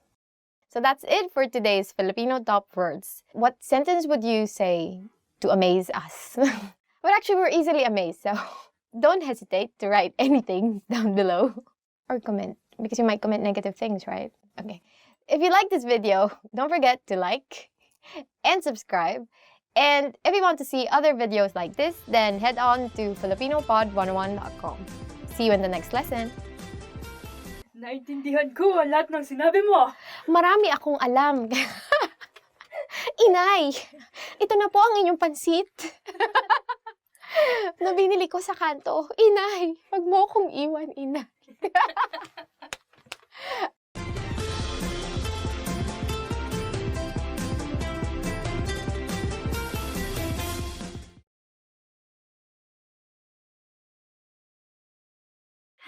Hi everyone, my name is Erica, and welcome to Filipino Top Words. Our lesson for today is 15 must-know family words. Ta-da! Pamilya. Pamilya. Family. Our first word is pamilya or family. Anim kami sa pamilya. Anim kami sa pamilya. There are 6 people in my family. So in the Philippines, as usual, it's like when you ask people how many they are in their family, some would ask, oh, do we include all the extended members, the members of the extended family, or just the nuclear? Because there are cases when people live with with the members of the extended family, right? That makes for a really big family. Tatay, tatay, father, tatay, or father. Hindi nagagalit ang tatay ko. Hindi nagagalit ang tatay ko. In English, my father never gets angry. So my dad, he also doesn't get angry much. It's kind of weird because he's always like this mid-state between angry and not angry. But I remember when we were young, my sister doesn't really want to study well. She doesn't like take notes in school, and she's always in the toilet when there's like an important announcement by the teacher. I don't know how she can time that. So usually when she comes out of school, she doesn't know what happened in class, and she doesn't know the assignment. She doesn't know anything. There was one time that he got really mad, so he made Giliw. That's my sister's name, Giliw, which means dear in Filipino. It's like a very cute name. He was so mad, he made her kneel on what do you call this? Mongo beans, mongo seeds, right? Hello, Giliw. Asawa. Asawa. Husband or spouse. Asawa or husband. Ang aking asawa ay binalak magpari, ngunit buti na lang, hindi natuloy. Ang aking asawa ay binalak magpari, ngunit buti na lang, hindi natuloy. My husband planned on becoming a priest, but I'm thankful he didn't go through with it. Who thought of this? So in Filipino, actually, when you say asawa, it can mean both husband and wife. So actually, the best translation for asawa is spouse, right? So when you want to specify that the asawa that you're referring to is male or the husband, you would say asawang lalaki, right? He could have been a priest saving the world, but yeah, thankfully, he didn't go through with it according to the sentence. Or probably he's now regretting his decision. We don't know. Anak na lalaki. Anak na lalaki. Son. Anak na lalaki. Or son. Si Ted at Tina ay may 4 na anak na lalaki. Si Ted at Tina ay may 4 na anak na lalaki. Ted and Tina have 4 sons. When you want to say son, you would add lalaki, which is male. So, anak na lalaki. Or, if you want to say daughter, then you would say anak na babae. Babae for female. Usually, you just say, oh, my kid. Right? My kid, actually. Ang anak ko, hindi na naman pumasok sa eskwelahan. My kid didn't go again to school. That was my mom's line every time when we talked about Giliw. Because Giliw really doesn't like taking down notes. Kapatid na lalaki. Kapatid na lalaki. Brother. Kapatid na lalaki. Or, in English, brother. Ang kapatid niyang lalaki ay napakatalino. Ang kapatid niyang lalaki ay napakatalino. His brother is extremely smart. Here, kapatid again is a gender-neutral word, which means sibling. So if you want to say brother, you would add lalaki to kapatid. So it will be kapatid na lalaki. Or if you want to say sister, then it will be kapatid na babae. Babae meaning female. In the family, there's always ways of calling brothers, sisters, right? So for an older brother, you would say kuya. For elder sister, you would say ate. Tiyo, tiyo, uncle. Tiyo or uncle. Ang tiyo ko ay masipag. Ang tiyo ko ay masipag. My uncle is hardworking. So usually, younger people would call uncles as tito. So they would just call them tito. You can also say tito to anyone like a bit at the same age as your tito. For instance, like you meet someone and then you start talking to this someone, but they're kind of like more of a like mom-dad image. So you would call the dad image as like tito, right? Something like that. Lolo. Lolo. Grandfather. Lolo or grandfather. Magaling mag-Ingles ang aking lolo.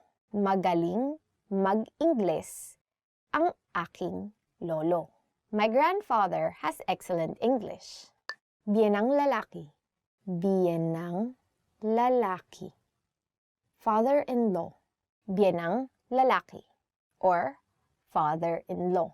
Ang aking biyenang lalaki ay nakakatakot.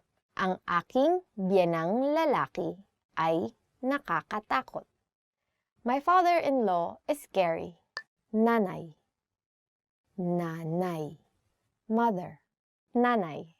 Or mother, walang katulad ang aking nanay. Walang katulad ang aking nanay. There is no one like my mother. Yeah, because my mom is weird. She's very funny. I don't know. I think she was normal. Now she's a mom. When I'm away, I talk to her on Facebook video, right? Video call. And then, so I talk to her. And the first thing that she noticed, after so many things that I discussed with her, like, oh, this, like, how graduate school is, blah, blah. And then, her immediate reaction is, oh, did you change your sheets? Kapatid na babae. Kapatid na babae. Sister. Kapatid na babae. Or, sister. May isa akong nakababatang kapatid na babae. May isa akong nakababatang kapatid na babae. I have one younger sister. So this is the same thing that we discussed earlier with the word kapatid. So it's a gender-neutral noun. And you can add lalaki or babae for male, female respectively to make it into a gendered noun. So for kapatid na babae, to mean sister, you added babae, which is female. Asawa. Asawa. Wife or spouse. Asawa or wife or spouse. Ang aking asawa ay dating sumali sa Miss Universe. Ang aking asawa ay dating sumali sa Miss Universe. My wife was in the Miss Universe pageant. Wow, lucky you. And this is again what we were discussing earlier about the word asawa, which literally means spouse.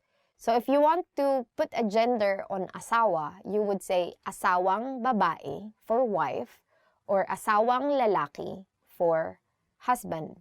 So because of the context, then you can tell that the speaker is referring to a female spouse, right? Biyenang babae.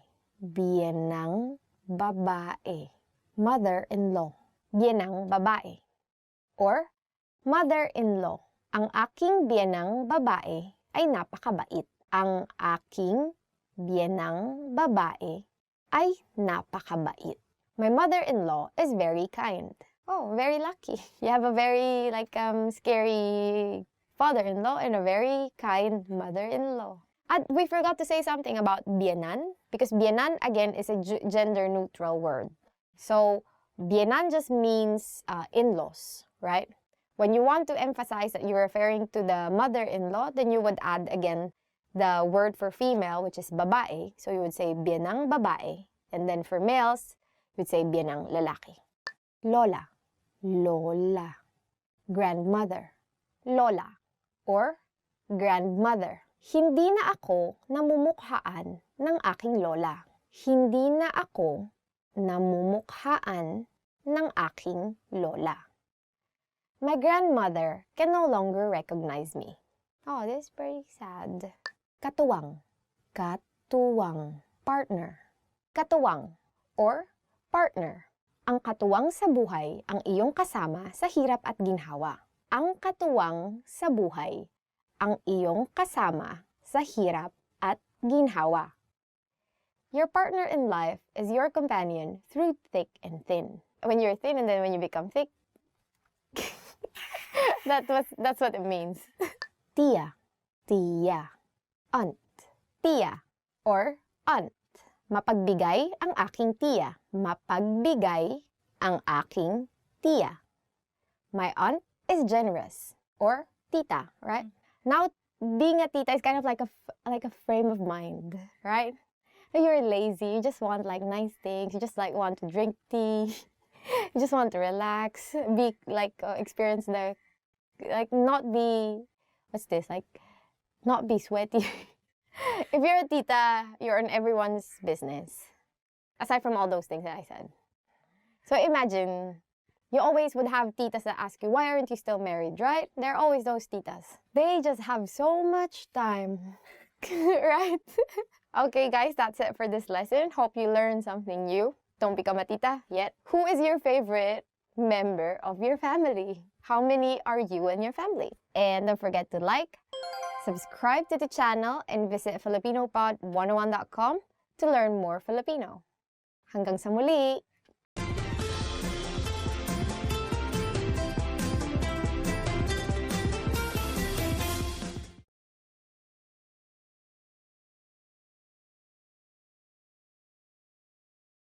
Hi everyone, I'm Ice from FilipinoPod101.com. Do you know how to say I love you in Filipino? In this lesson, you learn 3 different ways to say I love you and a special phrase for Valentine's Day.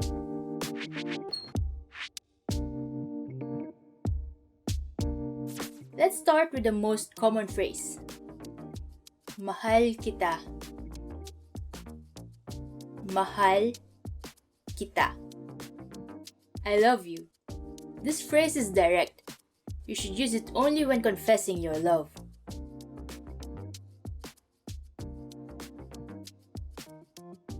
If you want to be less direct, you can use this phrase. Mahalaga ka para sa akin. Mahalaga ka para sa akin. This means you mean so much to me.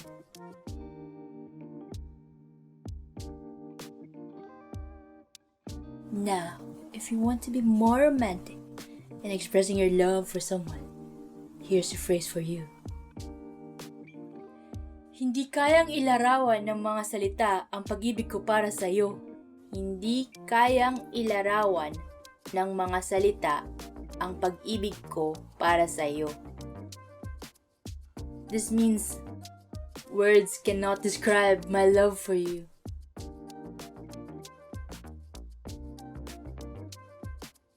Now you know 3 different ways to say I love you in Filipino. And here's one more. What if you want to spend Valentine's Day with someone special? In that case, you can say, maaari bang ikaw ang aking maging Valentine? Maaari bang ikaw ang aking maging Valentine? This means, will you be my Valentine?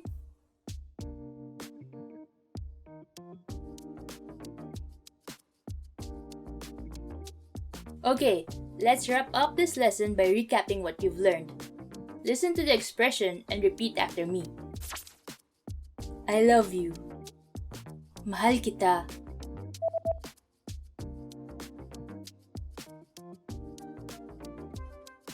Mahal kita. You mean so much to me. Mahalaga ka para sa akin.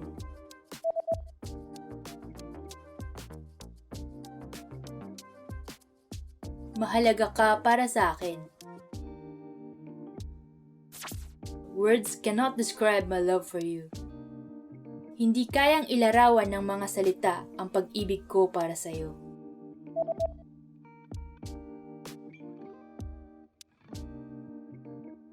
Hindi kayang ilarawan ng mga salita ang pag-ibig ko para sa iyo.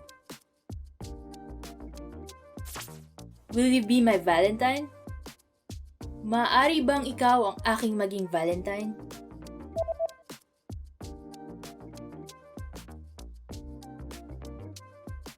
Maaari bang ikaw ang aking maging Valentine?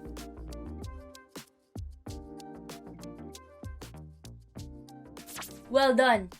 Here's a fun fact. Do you know about the Filipino courting tradition called harana? Harana is the tradition of serenading the person you're trying to woo from outside their house. It takes a lot of courage, but don't worry, you can have your friends back you up and play the guitar for you. You just learned 3 different ways to say I love you in Filipino, and 1 special phrase for Valentine's Day. Also, don't forget to download your free cheat sheet on how to be a good lover in the Philippines, including words for romance, compliments, and pickup lines.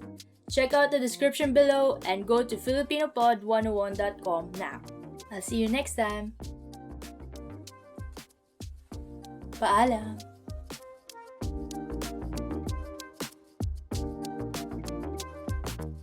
Filipino... It's probably... I'm kind of laughing.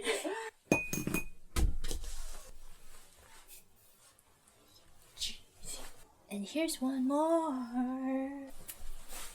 Well done. Rare. Medium rare. I'm trying to be quiet. Shh.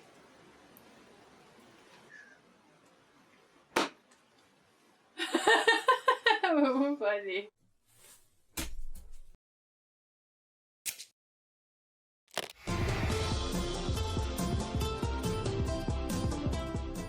Kamusta kayo? Ako si Erica. Hi everybody, I'm Erica. Welcome to FilipinoPod101.com's Filipino sa 3 minuto. The fastest, easiest, and most fun way to learn Filipino. In the previous lessons, we learned how to count in Filipino. I hope you spent some time practicing the numbers because they will come in handy today. We're going to learn how to go shopping in the Philippines. Before we go, you need to know how to say, how much is this? Magkano ito? Magkano ito? Are you ready to go shopping in the Philippines? Let's go! You see something you like and want to ask the shop clerk how much it costs. First, you might want to say either ate, older sister, or kuya, older brother. It's common in the Philippines to call a sales clerk ate or kuya to show respect to them. Ate, magkano ito? Kuya, magkano ito? Magkano means how much, and ito means this. To be more polite, you just add po to the phrase. Ate, magkano po ito? Kuya, magkano po ito? If you want to be more specific when asking, how much is this, and refer to a certain type of object, we need to add the connector ng to ito, and then the object that you want to buy. For example, a hat is sombrero. Ate, magkano po itong sombrero? Or, Kuya, magkano po itong sombrero? How much is this hat? Ate, magkano po itong sombrero? Kuya, magkano po itong sombrero? The shopkeeper will usually answer by simply saying the price. 100 piso po. Or even the price without the peso. 100 po. You might also hear them use the word lang, meaning only, or just, to imply that the price is cheap. For example, 100 piso lang po. 100 lang po. What is 100? I'm not telling you. Okay, it's 100. The hat costs 100 pesos. Now it's time for Erica's tips. It is common to haggle in Philippine bargain markets, so when buying, don't forget to say, may bawas pa po, meaning, is there a discount?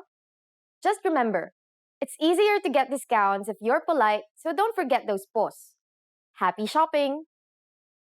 At this point, can you count pesos in Filipino? We are going to learn how to do this and much more in the next lesson. I'll see you in the next Filipino sa 3 minuto lesson. Hanggang sa muli! Hi everybody, I'm Erica from FilipinoPod101.com. Do you know how to say bye in Filipino? In this lesson, you learn 3 parting expressions in Filipino.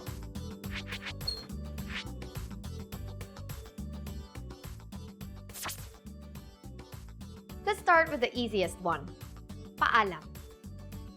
Pa-a-lam. This means goodbye in Filipino. You can use this expression on any occasion with anyone.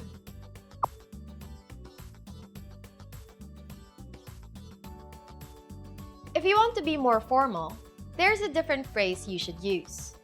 Sige po, mauna na ako.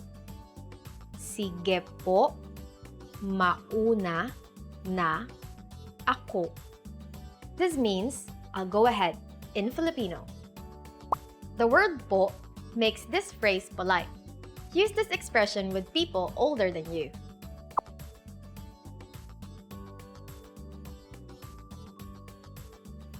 If you want to sound more casual, here's a phrase for you. Sige, mauna na ako. Sige, mauna na ako.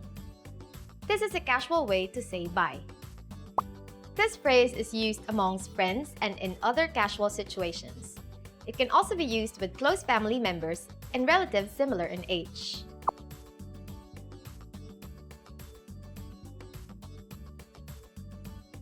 Let's wrap up this lesson by recapping what you've learned. Listen to the expressions and repeat after me. Goodbye. Paalam.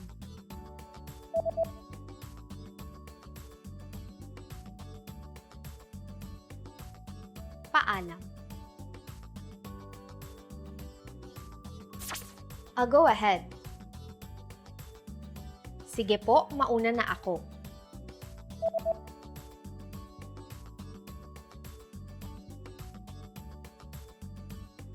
Sige po, mauna na ako.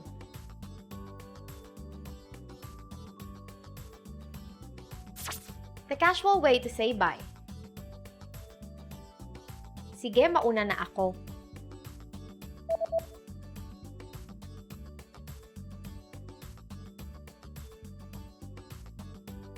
Sige, mauna na ako.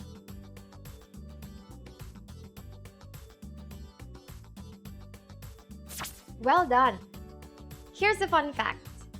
In a daily conversation, you will hear the casual phrase, sige, mauna na ako, more often than other expressions. So remember both paalam and sige, mauna na ako when talking with your friends. You just learned how to say bye in 3 different ways in Filipino. And don't forget, you can learn Filipino twice as fast with your free PDF lessons. Just click on the link in the description to download them. See you soon! Paalam!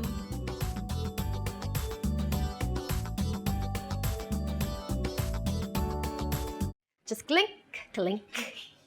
Hi everybody, I'm Erica from FilipinoPod101.com. Do you know how Filipino people celebrate New Year's Day? In this lesson, you'll learn some important phrases about the Filipino New Year and some valuable cultural tips.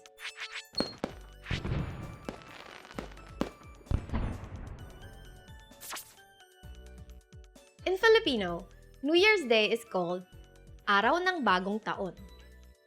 Araw ng Bagong Taon.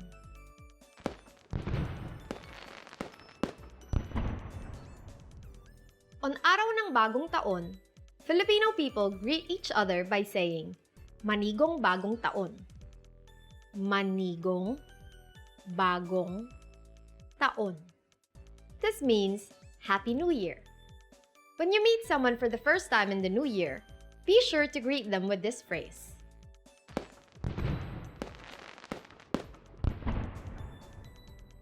Filipino people also celebrate the holiday with special events and customs, with having a party being the most common. That's why you should remember this word. Handaan. Handaan. This means party. In recent years, going to street parties to welcome the new year has become a popular tradition in the Philippines, especially in Manila. This is partly because firecrackers are gradually being prohibited for individual use. Due to the massive amount of firecrackers used and because the people setting them off at home are not professionals, individual use of firecrackers brings danger to the neighborhood.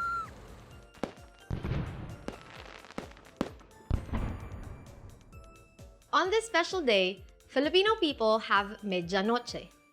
Medianoche. This is a feast shared by the family to welcome the new year.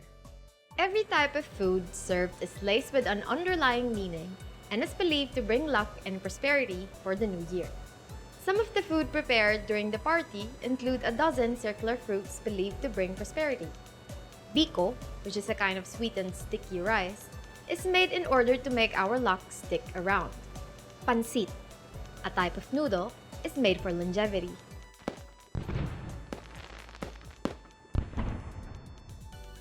Let's wrap up this lesson by recapping what you've learned. Listen to the words and repeat after me. New Year's Day. Araw ng Bagong Taon.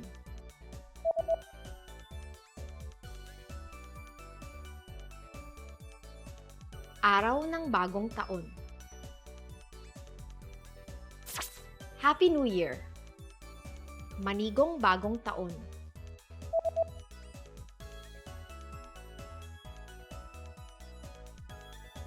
Manigong bagong taon. Party. Handaan.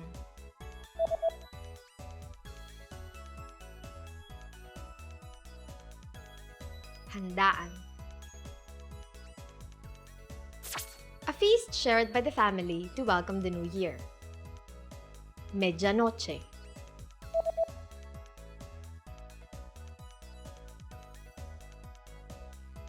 Medianoche.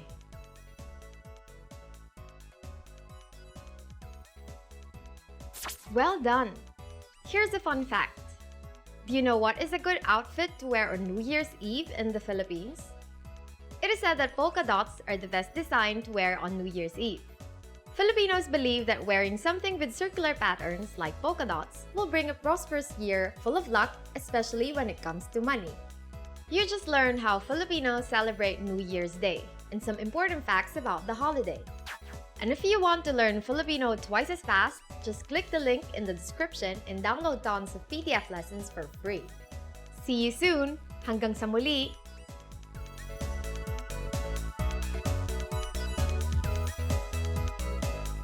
Gradually,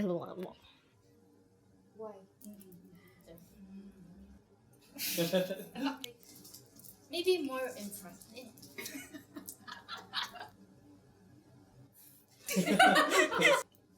Can you go get closer? Yes. That doesn't look very good.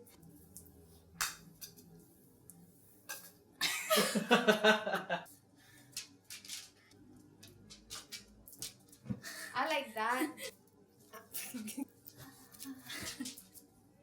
It doesn't want to go. But not smiling, right? Yeah, like right there is the sweet spot. You don't look like you're eating it. This is really hard job actually.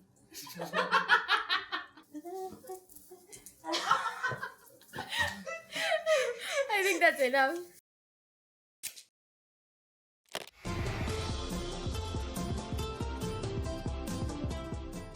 Kamusta kayo? Ako si Erica. Hi everybody, I'm Erica. Welcome to FilipinoPod101.com's Filipino sa 3 minuto. The fastest, easiest, and most fun way to learn Filipino. In the last lesson, we learned the phrase, mawalang galang lang po. Nagsasalita po ba kayo ng Ingles? Excuse me, do you speak English? We mentioned the phrase, mawalang galang lang po, which means, excuse me, in formal Filipino. In this lesson, we're going to learn how to use this and other words when apologizing in Filipino. We can use mawalang galang lang po when we need to stop someone to ask a question. It literally means just to be rude, but is used to mean excuse me. For example, mawalang galang lang po, nasaan po ang palengke? Excuse me, where is the market? Mawalang galang lang po, nasaan po ang palengke? There is another phrase we use to mean excuse me, and that is paumanhin po. However, paumanhin po is used when you have bothered someone and could also mean I'm sorry. Paumanhin po. We use mawalang galang lang po and paumanhin po exclusively for formal situations. For informal situations, Filipinos usually just say, excuse me. But if there is something you really want to apologize for, it might be better to use a different phrase. That phrase is, patawarin mo ako. It means, please forgive me, and is used in informal situations. Patawarin mo ako. In formal situations, we say, patawarin niyo po ako. Patawarin niyo po ako. Here we added po and turned the second person pronoun into plural. Another common phrase Filipinos use for apologizing is, pasensya na po kayo. Pasensya na po kayo. This phrase is usually heard from shopkeepers when apologizing to customers. It can be translated as, please be patient with us. Now it's time for Erica's tips. In the Philippines, it is normal to simply say, "Excuse me," or "I'm sorry," since English is commonly used in conversation. You could also add po to these phrases to make them sound a bit more formal and sincere. "Excuse me po," or "Excuse po," "I'm sorry po," or "Sorry po." Are you able to count in Filipino? In the next lesson, we will learn the numbers in Filipino from 1 to 19. I'll be waiting for you in our next Filipino sa 3 minuto lesson. Hanggang sa muli!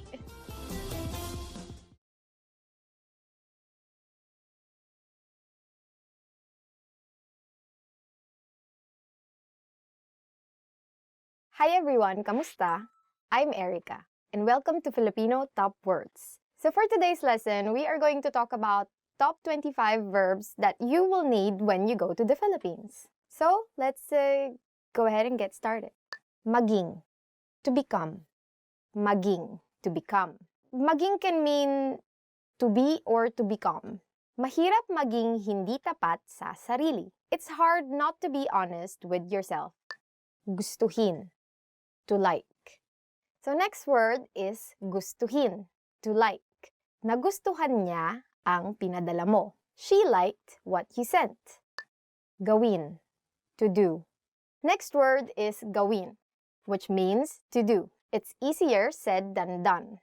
In Filipino, we say, mas madaling sabihin kaysa gawin. And your mom will always use this because your mom always has many things that she wants you to do. Sabihin, to say. So our next verb is sabihin. In English, it can mean either to say or to tell. So for example, we want to say in English, don't tell our secret to anyone. In Filipino, you would say, huwag mong sabihin ang sikreto natin kahit kanino. Ipaliwanag, to explain. Ipaliwanag, to explain. Dapat ipaliwanag ng guro ng mabuti ang paksa. The teacher should explain the matter thoroughly. So for example, you're resting, looking at your phone, and then here comes your mom and tells you, magpaliwanag ka. Explain. This is very useful when you have to talk to your mom. Marinig, to hear. Marinig, to hear. Hindi kita marinig. I can't hear you. Again, you can use this when you're talking to your mom. Probably you can tell her, I didn't do this because I didn't hear you tell me do this. That's a very unsatisfactory answer for your mom all the time. Pumunta, to go. Pumunta, to go. So we can say, gusto kong pumunta sa Palawan. I want to go to Palawan. Tara na, biyahe tayo. Alamin, to know. Alamin, to know. Gusto kong alamin kung mas mahirap bang matutunan ang Japanese o Chinese. I want to know if it's harder to learn Japanese or Chinese. Compared to Japanese or Chinese, Filipino is easier, right? So, please take the time to study Filipino. You will take less time than studying Japanese than if you go and study Japanese or Chinese. So, you know what to learn.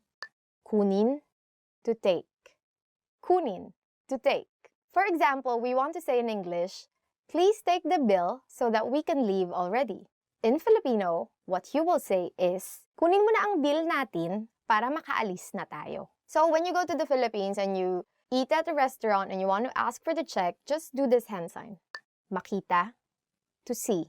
Makita, to see. Huwag kang mainis pag nakita mo. Don't get annoyed when you see it. So, what are the things that you get annoyed when you see? Dumating, to arrive. Dumating, to arrive. Dumating na ang pinakahihintay mong balita. Your long-awaited news has finally arrived. Isipin, to think.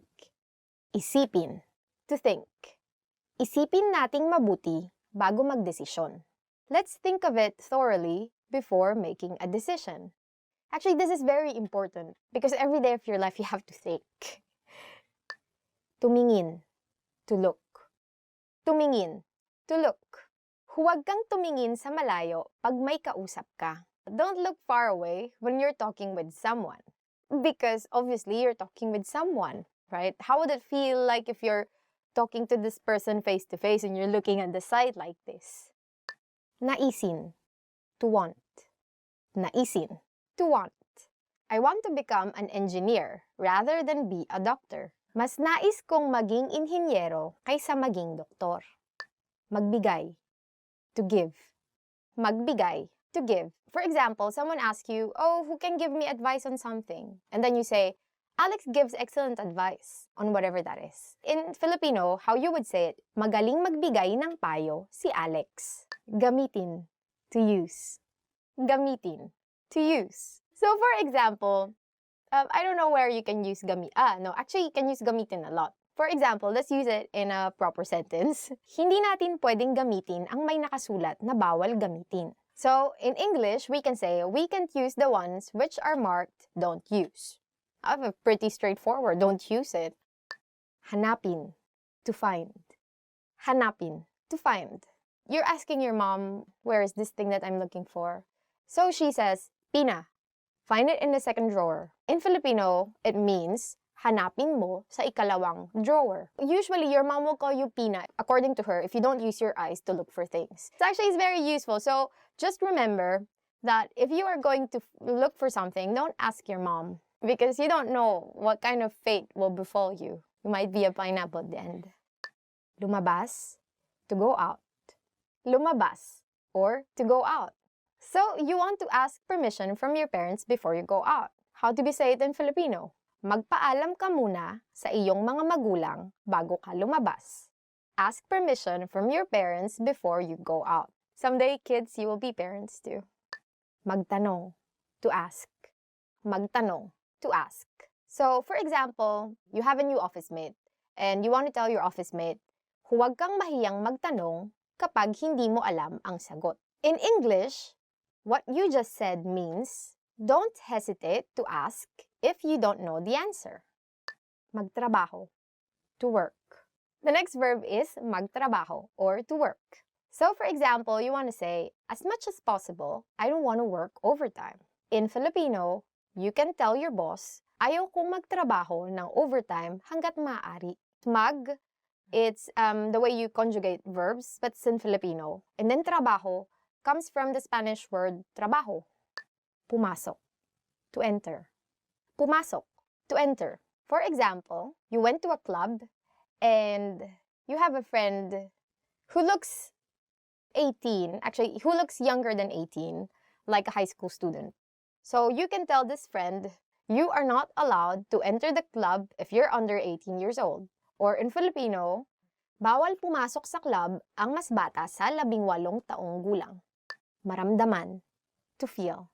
So next verb is maramdaman, or to feel. For example, you really are irritated with a person and you don't want the person to feel that you're irritated with him or her. So if you want to say in English, I don't want her to feel that I'm frustrated, then you would say in Filipino, ayaw kong maramdaman niya ang inis ko sa kanya. But I think you have to approach her and tell her that you are frustrated. So go ahead and tell her. Subukan, to try. Subukan. This again, some like really inspiring example sentences that we have here. You want to say to your friend, because you want to be really encouraging, why don't you try it before you say that you can't? And assuming that this friend cannot understand English, then you would have to learn the Filipino. You would say, bakit di mo subukan bago mo sabihin na hindi mo kaya? Mag-iwan, to leave. Mag-iwan. It actually means to leave something. You want to say in Filipino, mag-iwan ka ng 500 pesos or ng 500 piso para pambili ng pagkain. In English, please leave 500 pesos to buy food. Tumakbo, to run. Last verb for this lesson is tumakbo, or to run. So, for example, you are running and then you realize it's 200 meters already. So you would say, it's tiring to run more than 200 meters. And in Filipino, if you really want to say it, you would say, nakakapagod tumakbo ng higit sa 200 metro. So that's it for our lesson for today. Don't forget to like, subscribe, and comment. Do you have any other Filipino verbs that you know that didn't make it to the list? Go ahead and don't hesitate. Please subscribe. Stay here until the next lesson begins.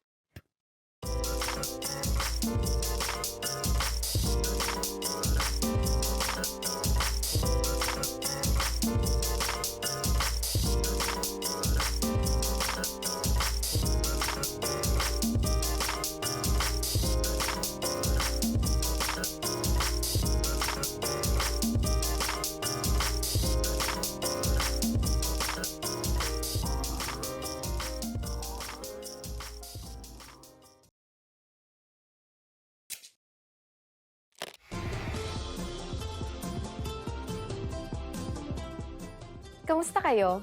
Ako si Erica. Hi everybody, I'm Erica. Welcome to FilipinoPod101.com's Filipino sa 3 minuto. The fastest, easiest, and most fun way to learn Filipino. In the last lesson, we learned the numbers from 1 to 19. Do you remember them? Well, let's not stop there. Now I'll give you the tens. 20. 20. 30. 30. 40. 40. 50. 50. 60. 60. 70.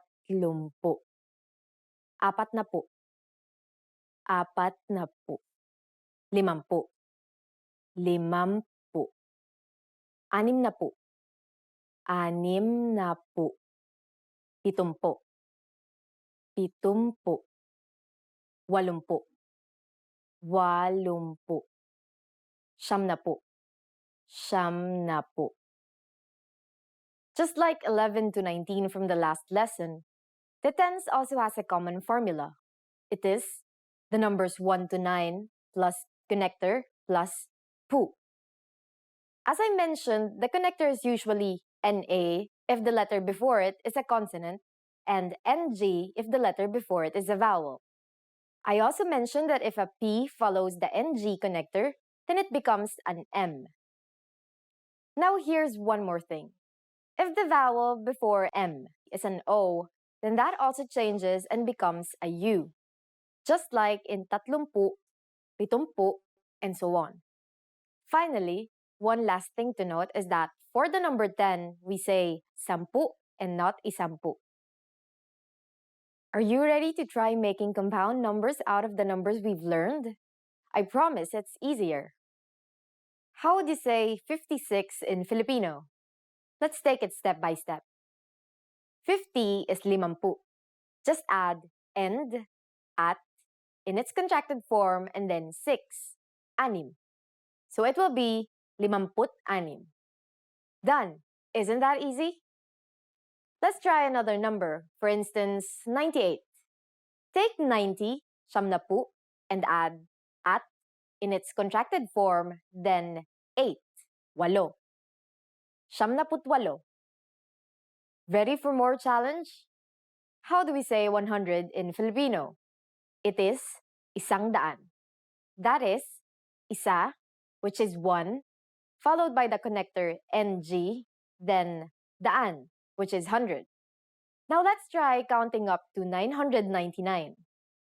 For compound numbers in the hundreds, the formula is numbers 1 to 9 plus connector plus daan plus numbers 20 to 99. For example, 169 is 169. One thing to note is that daan becomes raan when the NA connector is used.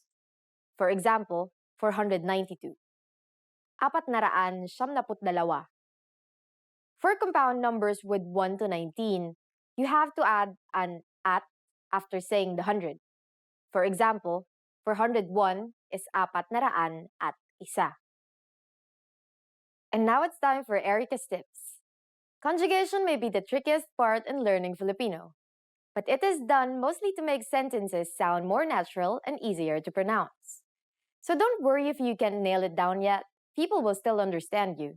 Just keep practicing and you'll get the hang of it. Can you believe it? After only 2 lessons, you can now count up to 999 in Filipino. In the next lesson, we are going to put your number knowledge to use. Do you have all the skills you need to go shopping in the Philippines? Let's learn it together in the next Filipino sa 3 minuto lesson. Hanggang sa muli!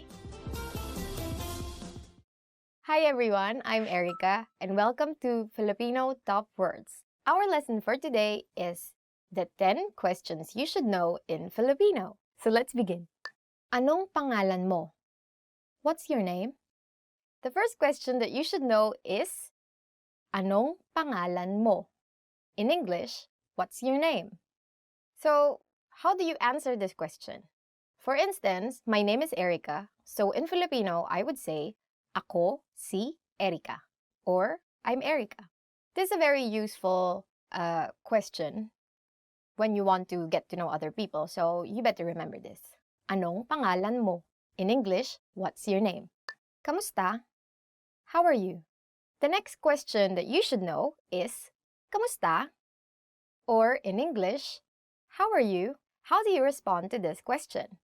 You say, mabuti naman. Ikaw? Or, I'm good. You? So, this is also again another very common question that you can ask your friends just because you're friends. So, you have to know how they are. Parang lagi na lang magka-sarcastic yung... Actually, the longer version is, kamusta ka? But no one really says that now. So, you can just simply say, kamusta? Yeah, or even shorter, you can just say, musta. So, it's very nice actually to say this to people, especially if you haven't seen them for a long time. Taga saan ka? Where are you from? So, the next question that you should know is, taga saan ka?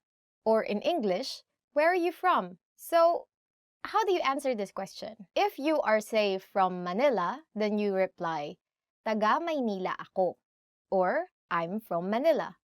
So, say you are from Lisbon, then you'd say, taga Lisbon ako. Or, I'm from Lisbon. So, this is also a very important question to know, especially if you're just meeting someone for the first time. So, I don't know, just people are very interested in where you go home.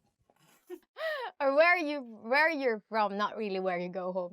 Kailan ang iyong kaarawan? When is your birthday? Kailan ang iyong kaarawan? In English, when is your birthday? So if you want to really respond to this question in fluent Filipino, then you would say, sa ika-25 ng Disyembre ang aking kaarawan. Or in English, this translates to my birthday is on December 25th. If it's December 25, then obviously your birthday is on Christmas. But if say August 9, then you would say in Filipino, ika-siyam ng Agosto. But no one really says that, so you just say August 9. Just say August 9. Ang kaarawan ko ay sa August 9. Or my birthday is on August 9. Saan ka nakatira? Where do you live? Saan ka nakatira? Or, where do you live? So, for example, you live in Makati City, which is the business district. So, you will say, nakatira ako sa Makati. Or, I live in Makati. Saan ka nagtatrabaho? Where do you work? The next question that you should know is, saan ka nagtatrabaho? Or, where do you work? So, for example, you want to say that you work at Intel. Or sometimes there's call center in Intel, right? So there are many call centers in the Philippines and many younger Filipinos work in call centers. And so you can say, nagtatrabaho ako sa Intel. Or I work at Intel. And then usually the follow-up question would be, what do you do at Intel? So then you would say, I'm a call center agent, or I'm a, IT person, or I'm the CEO of Intel. Oh, wow. Ano ang phone number mo? What's your phone number? The next question that you should know is, ano ang phone number mo? Oh, we're getting really in closer territories. So, for example, you really want to be friends with this person or more than friends. Then you ask, ano ang phone number mo? Or, what's your phone number? For instance, you want to give your phone number to this person, whoever this person is. Ang number ko ay, and then your number. For instance, 0123456789. In English, my number is this. So, usually people would still ask for your phone number. But usually they would say, what's your cell phone number? Saan ka nag-aral ng Filipino? Where did you learn Filipino? Saan ka nag-aral ng Filipino? In English, where did you learn Filipino? So this is very interesting and very important to be able to respond to this. When the person that you're talking to is really like amazed with your Filipino. So, you better reply with, Nag-aral ako gamit ang filipinopod101.com or I studied with filipinopod101.com. So, where did you learn Filipino? Mahilig ka ba sa pagkaing Pilipino? Do you like Filipino food? Mahilig ka ba sa pagkaing Pilipino? Or, do you like Filipino food? For instance, you really do. So, how do you respond to this question? You say, Oo, lalong-lalo na ang adobo, if adobo is your favorite. Or it can be kare-kare. Then you would say, Oo, lalong-lalo na ang kare-kare. In English, yes, especially kare-kare or adobo. This is very important question to know because you usually get asked this question when you say go to gatherings or parties or just like when you're staying in a Filipino friend's house, right? Their moms would usually ask you, oh, do you like Filipino food? What do you want to eat? And then they will most probably give you that food, serve you that food. They're very hospitable. Saan ang magandang pasyalan sa Pilipinas? Where is it nice to go to in the Philippines? The next question that you should know is, saan ang magandang pasyalan sa Pilipinas? In English, where is it nice to go to in the Philippines? If I'm going to give an advice now, I would say Palawan, definitely. And you would see, just type Palawan in Google, you would see really beautiful pictures. But if you want to be really specific, where exactly in Palawan, then either El Nido or Coron. So, for instance, I would say sa Coron, Palawan. Or in English, in Coron, Palawan. It's very nice actually, very cheap. And very beautiful place. So, I haven't been to Coron, I've been to El Nido. I've been to El Nido, not Coron, not yet. So, those are the top 10 questions that you should know. And are there any other questions that you think you should know? If there are, please don't forget to comment them down below. And don't forget to subscribe, like, and go to filipinopod101.com. Bye! Just joking. If you want real mangoes, go to the Philippines. We have the best mangoes. And if you really want the best mangoes, I think you should go to this island called Guimaras.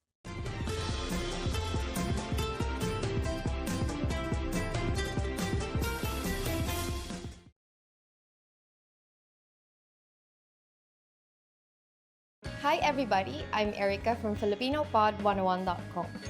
Do you know how to say thank you in Filipino? In this lesson, you'll learn 3 different ways to say thank you and how to respond.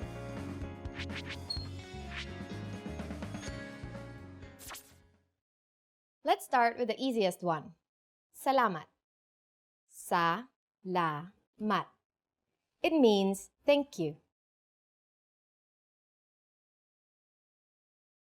If you want to show your sincere appreciation for something, you can say this expression. Maraming salamat. Ma-ra-ming sa-la-mat. Marami means a lot, so maraming salamat literally means many thanks. So simply add maraming if you want to show you appreciate someone a lot. What if you want to show appreciation in a more formal way? Here's how you can say it. Salamat po. Sa-la-mat po.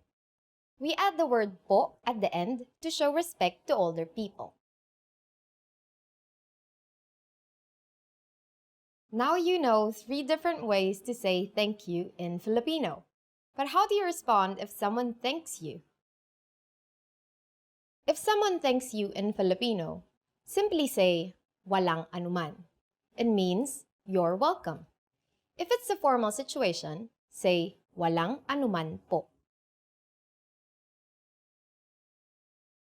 Let's wrap up this lesson by recapping what we've learned. Listen to the expression and repeat after me. Thank you. Salamat.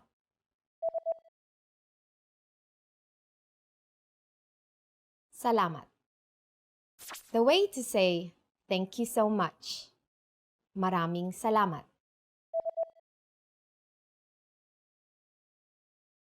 Maraming salamat.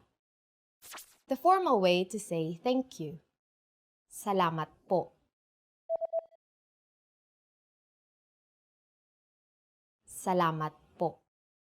And to respond, just say, walang anuman.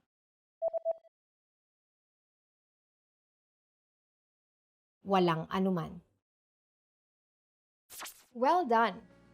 Filipino has been influenced by many languages throughout history, and the phrase salamat has a connection to the Arabic phrase salam. Don't be surprised if you find similar sounding words from other languages, especially Spanish words. You just learned 3 different ways to say thank you and how to respond in Filipino. And if you really want to become fluent and speak Filipino from the very first lesson, go to filipinopod101.com. I'll see you next time. Hanggang sa muli!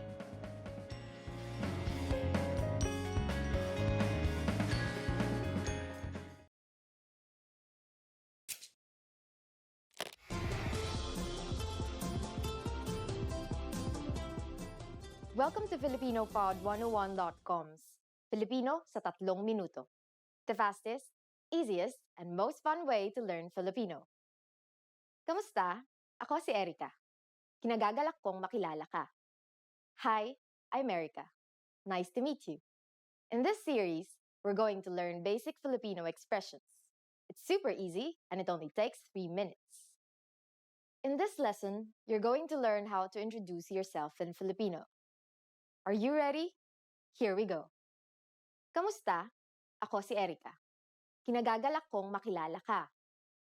Hi, I'm Erica. It's nice to meet you.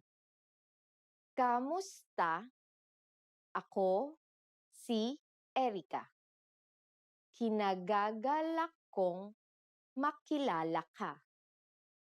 Did you get it? Let's take it step by step. Start by saying, Kamusta? This means, how are you? But is commonly used to say, hi in Filipino. Next, say, Ako si, I am, and then your name. My name is Erica, so I'll say, Ako si Erica. Finally, say, Kinagagalak kong makilala ka. This means, it's nice to meet you. Kinagagalak kong makilala ka. Kamusta? Ako si Erica. Kinagagalak kong makilala ka. Next, we're going to learn how to introduce ourselves in formal Filipino. But first, I'll teach you 2 words that turns any Filipino sentence formal. They are po and opo. Po, opo. All Filipinos learn these 2 words when they are young because they are a must when speaking politely to those who are older. Now here's how to introduce yourself in formal Filipino. Kamusta po? Ako si Erica Reyes. Kinagagalak ko po kayong makilala. How are you? I'm Erica Reyes. It's nice to meet you. Kamusta po? Ako si Erica Reyes. Kinagagalak ko po kayong makilala. Did you notice the word po in this introduction? Let's compare it with the informal introduction we learned earlier. First, we have kamusta po instead of just kamusta. As we've said before, kamusta means how are you and has essentially the same use as hi in English. It comes from the Spanish phrase como esta. We add the word po to this to make it polite. For the next sentence, there is no need to change ako si or I am. However, saying your full name is considered more formal. In the Philippines, we say our first names first and last names last. Finally, pay attention to the ending. We went from kinagagalak kong makilala ka to kinagagalak ko po kayong makilala. Ka or you is changed to the plural pronoun kayo to make the sentence more formal. The pronoun is moved to the front of the verb, and ng is added to connect the words. Finally, we also add po to the sentence to show respect. One more time. The informal way to introduce yourself in Filipino is Kamusta? Ako si Erica. Kinagagalak kong makilala ka. The formal way to introduce yourself is, Kamusta po? Ako si Erica Reyes. Kinagagalak ko po kayong makilala. Now it's time for Erica's tips. Have you gotten hold of saying, Kinagagalak kong makilala ka? Well, you might be surprised, but Filipinos say, Nice to meet you, more often than its Filipino counterpart. This is because many English words and phrases are used in daily conversation, since English is the second official language of the Philippines. Filipinos also shake hands during first meetings, just like in many Western cultures.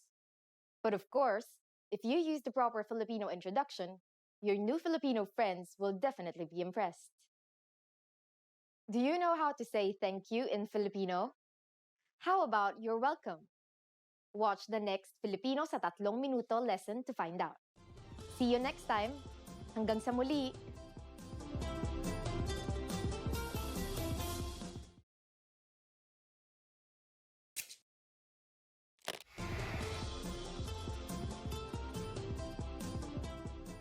Kamusta kayo?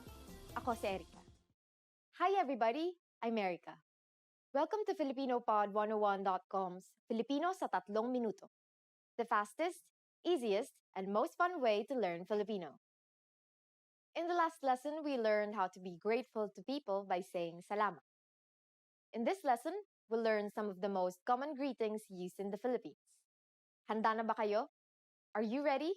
Then let's start. First, we'll learn the greetings we use when meeting people. Kamusta? Kamusta. Do you remember this from the first lesson? Kamusta literally means, how are you? But it is used as hi or hello. Musta is a shortened version of kamusta, which you can use when greeting friends. Musta, for formal situations, we use kamusta po. Kamusta po. Now, here are sometimes specific greetings used when meeting people. Magandang araw. Magandang araw. Literally, magandang araw means good day. To be more specific about which time in the day we greet someone, we use magandang umaga, magandang tanghali, and magandang hapon, meaning good morning, good noon, and good afternoon respectively. Magandang umaga. Magandang tanghali. Magandang hapon. During the evening, there is only one greeting, and that is magandang gabi. Magandang gabi. Maganda means beautiful or good. The connector NG is added to connect maganda and gabi. In formal situations, you just need to add po to the Filipino greetings I've already mentioned. Magandang araw po, magandang umaga po, magandang tanghali po, magandang hapon po, magandang gabi po. Are you ready for more? Next are some greetings we use when leaving. To say goodbye in Filipino, we say paalam. Paalam. We also have sige, mauna na ako. Literally, all right, I'll go ahead. And is a more casual way of saying goodbye. Sige, mauna na ako. Finally, we have hanggang sa muli, meaning see you again. Hanggang sa muli. Again, to make these formal, we just need to add po. Paalam po. Sige, mauna na po ako. Hanggang sa muli po. Now you can greet people in many different ways in Filipino. Let's review them all again. Here are the greetings we use when meeting people. Kamusta? Magandang araw.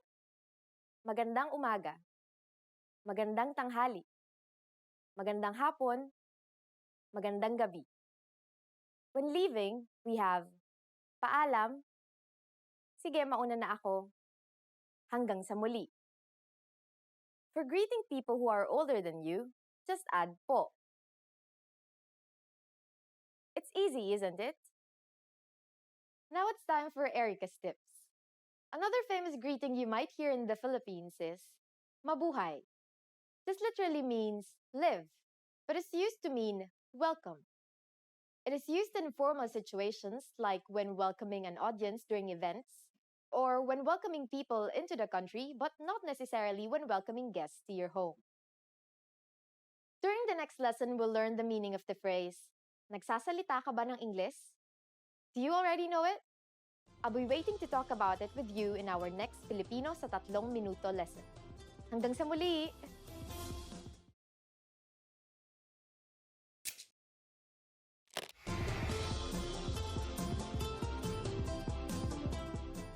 Kamusta kayo?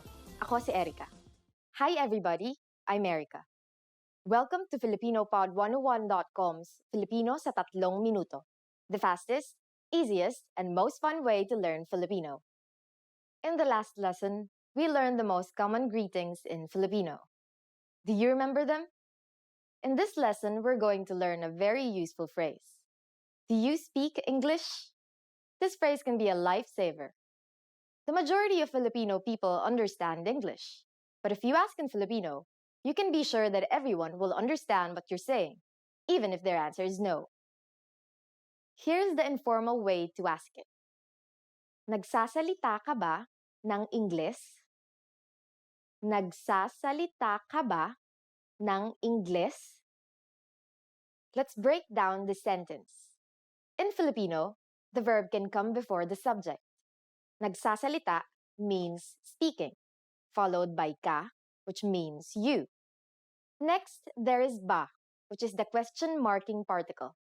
After it comes nang, which acts as an object marking particle, marking Ingles, which, as you might have guessed, is English. Another common way to ask if someone can speak English is, marunong ka bang mag-Ingles? Literally, this means, can you do English? Marunong ka bang mag-Ingles? Now we're going to make these sentences formal. Filipinos follow the Spanish custom of changing a singular pronoun to plural in order to show respect in formal situations, so we change ka to kayo and then move it after ba. We also need to add po as a sign of respect. Everything else stays the same. Nagsasalita po ba kayo ng Ingles? Marunong po ba kayong mag-Ingles? Nagsasalita po ba kayo ng Ingles? Marunong po ba kayong mag-Ingles? If you want to be even more formal, you can add mawalang galang lang po before the sentence. It means, excuse me, mawalang galang lang po. Nagsasalita po ba kayo ng Ingles? Excuse me, do you speak English? Mawalang galang lang po. Marunong po ba kayong mag-Ingles? Here are some common responses you might hear. Oo. Yes. Oo. Konti. A little. Konti. Hindi. No. Hindi. Now it's time for Erica's tips. For those of you who are not only English speakers, you can use this question with any language you need. Just substitute Ingles with Español for Spanish, Hapon for Japanese, Italiano for Italian, Aleman for German, and so on. Now you know how to ask if people speak English or even your native language. But I hope this doesn't stop you from learning Filipino. We'll be learning more ways to say excuse me and I'm sorry in our next Filipino sa 3 minuto lesson. Hanggang sa muli!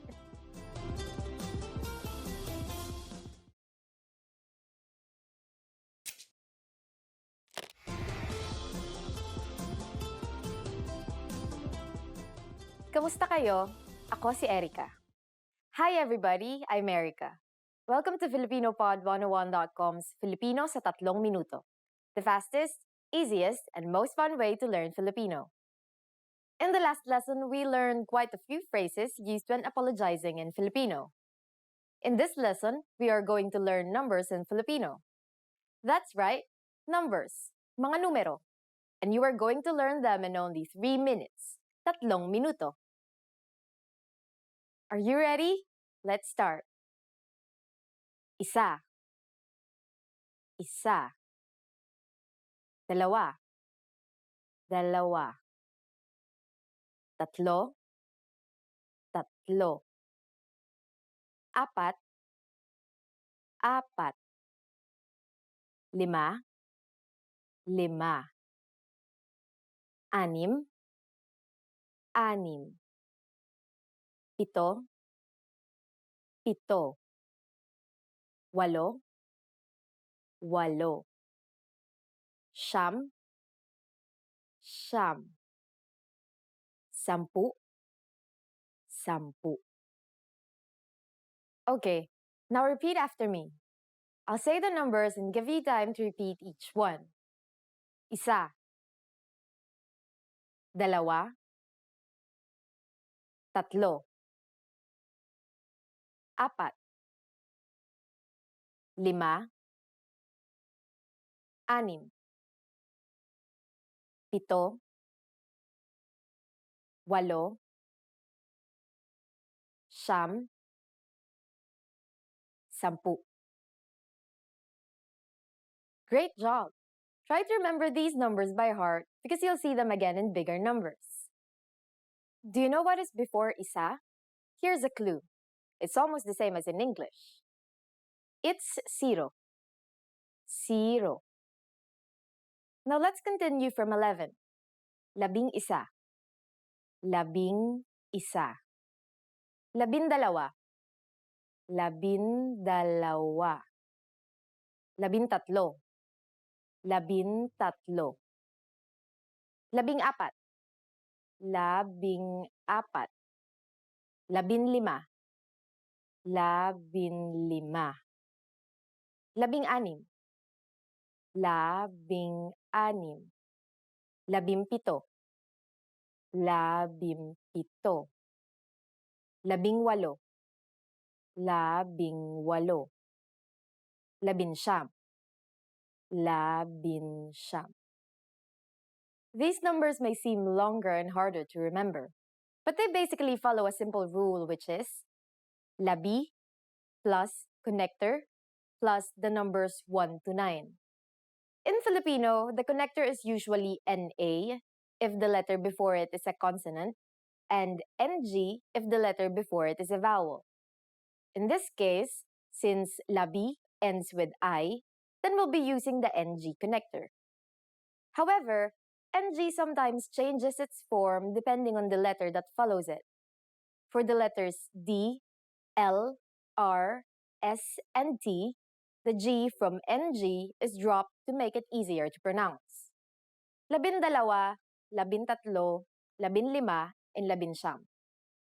If a P follows the NG connector, the NG becomes an M, just like in labimpito. Now it's time for Erica's tips. Filipinos don't exclusively use the Filipino way of counting. As I've said before, English is commonly used in the Philippines, so it is very common for us to count in English as well. But that's not all. Sometimes, we even use the Spanish way of counting, especially when telling the time. Now you know how to count up to labinsyam. But why stop there? Next time, we'll learn more about numbers. Do you know the Filipino word for 100?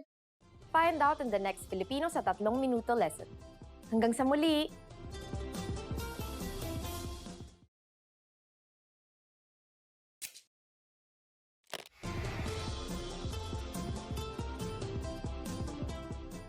Kamusta kayo? Ako si Erica. Hi everybody, I'm Erica. Welcome to FilipinoPod101.com's Filipino sa 3 minuto. The fastest, easiest, and most fun way to learn Filipino. In the last lesson, we learned how to introduce ourselves in Filipino. In this lesson, we're going to learn how to use good manners as we thank people. Handa na ba kayo? Are you ready? Then let's go! Here's how we say thank you in Filipino. It's very easy. Salamat. Salamat. Salamat means thank you. When saying thank you very much, you just need to add maraming. Maraming salamat. Maraming salamat. Marami means a lot, and the NG is a connector added to marami to connect marami and salamat. Maraming salamat literally means many thanks and is equivalent to thank you very much. During the last lesson, we mentioned the informal and formal way of speaking Filipino. Salamat is the informal way to thank someone. When thanking someone older than you need to use the polite formal form. Do you remember what we need in order to do that? That's right. We just need to add the word po. Salamat po. Salamat po. If you really want to thank someone in a formal setting, you can add maraming, which means a lot, as we have just learned. Maraming salamat po. Maraming salamat po. Now, how do you answer? It's easy. Just say, walang anuman. Walang anuman. Walang anuman literally means it's nothing, but it is the equivalent of you are welcome. Wala means nothing, while anuman stands for whatsoever. It is a very common phrase to say when replying to a friend or a stranger who is thanking you. To make it formal and more polite, just add po.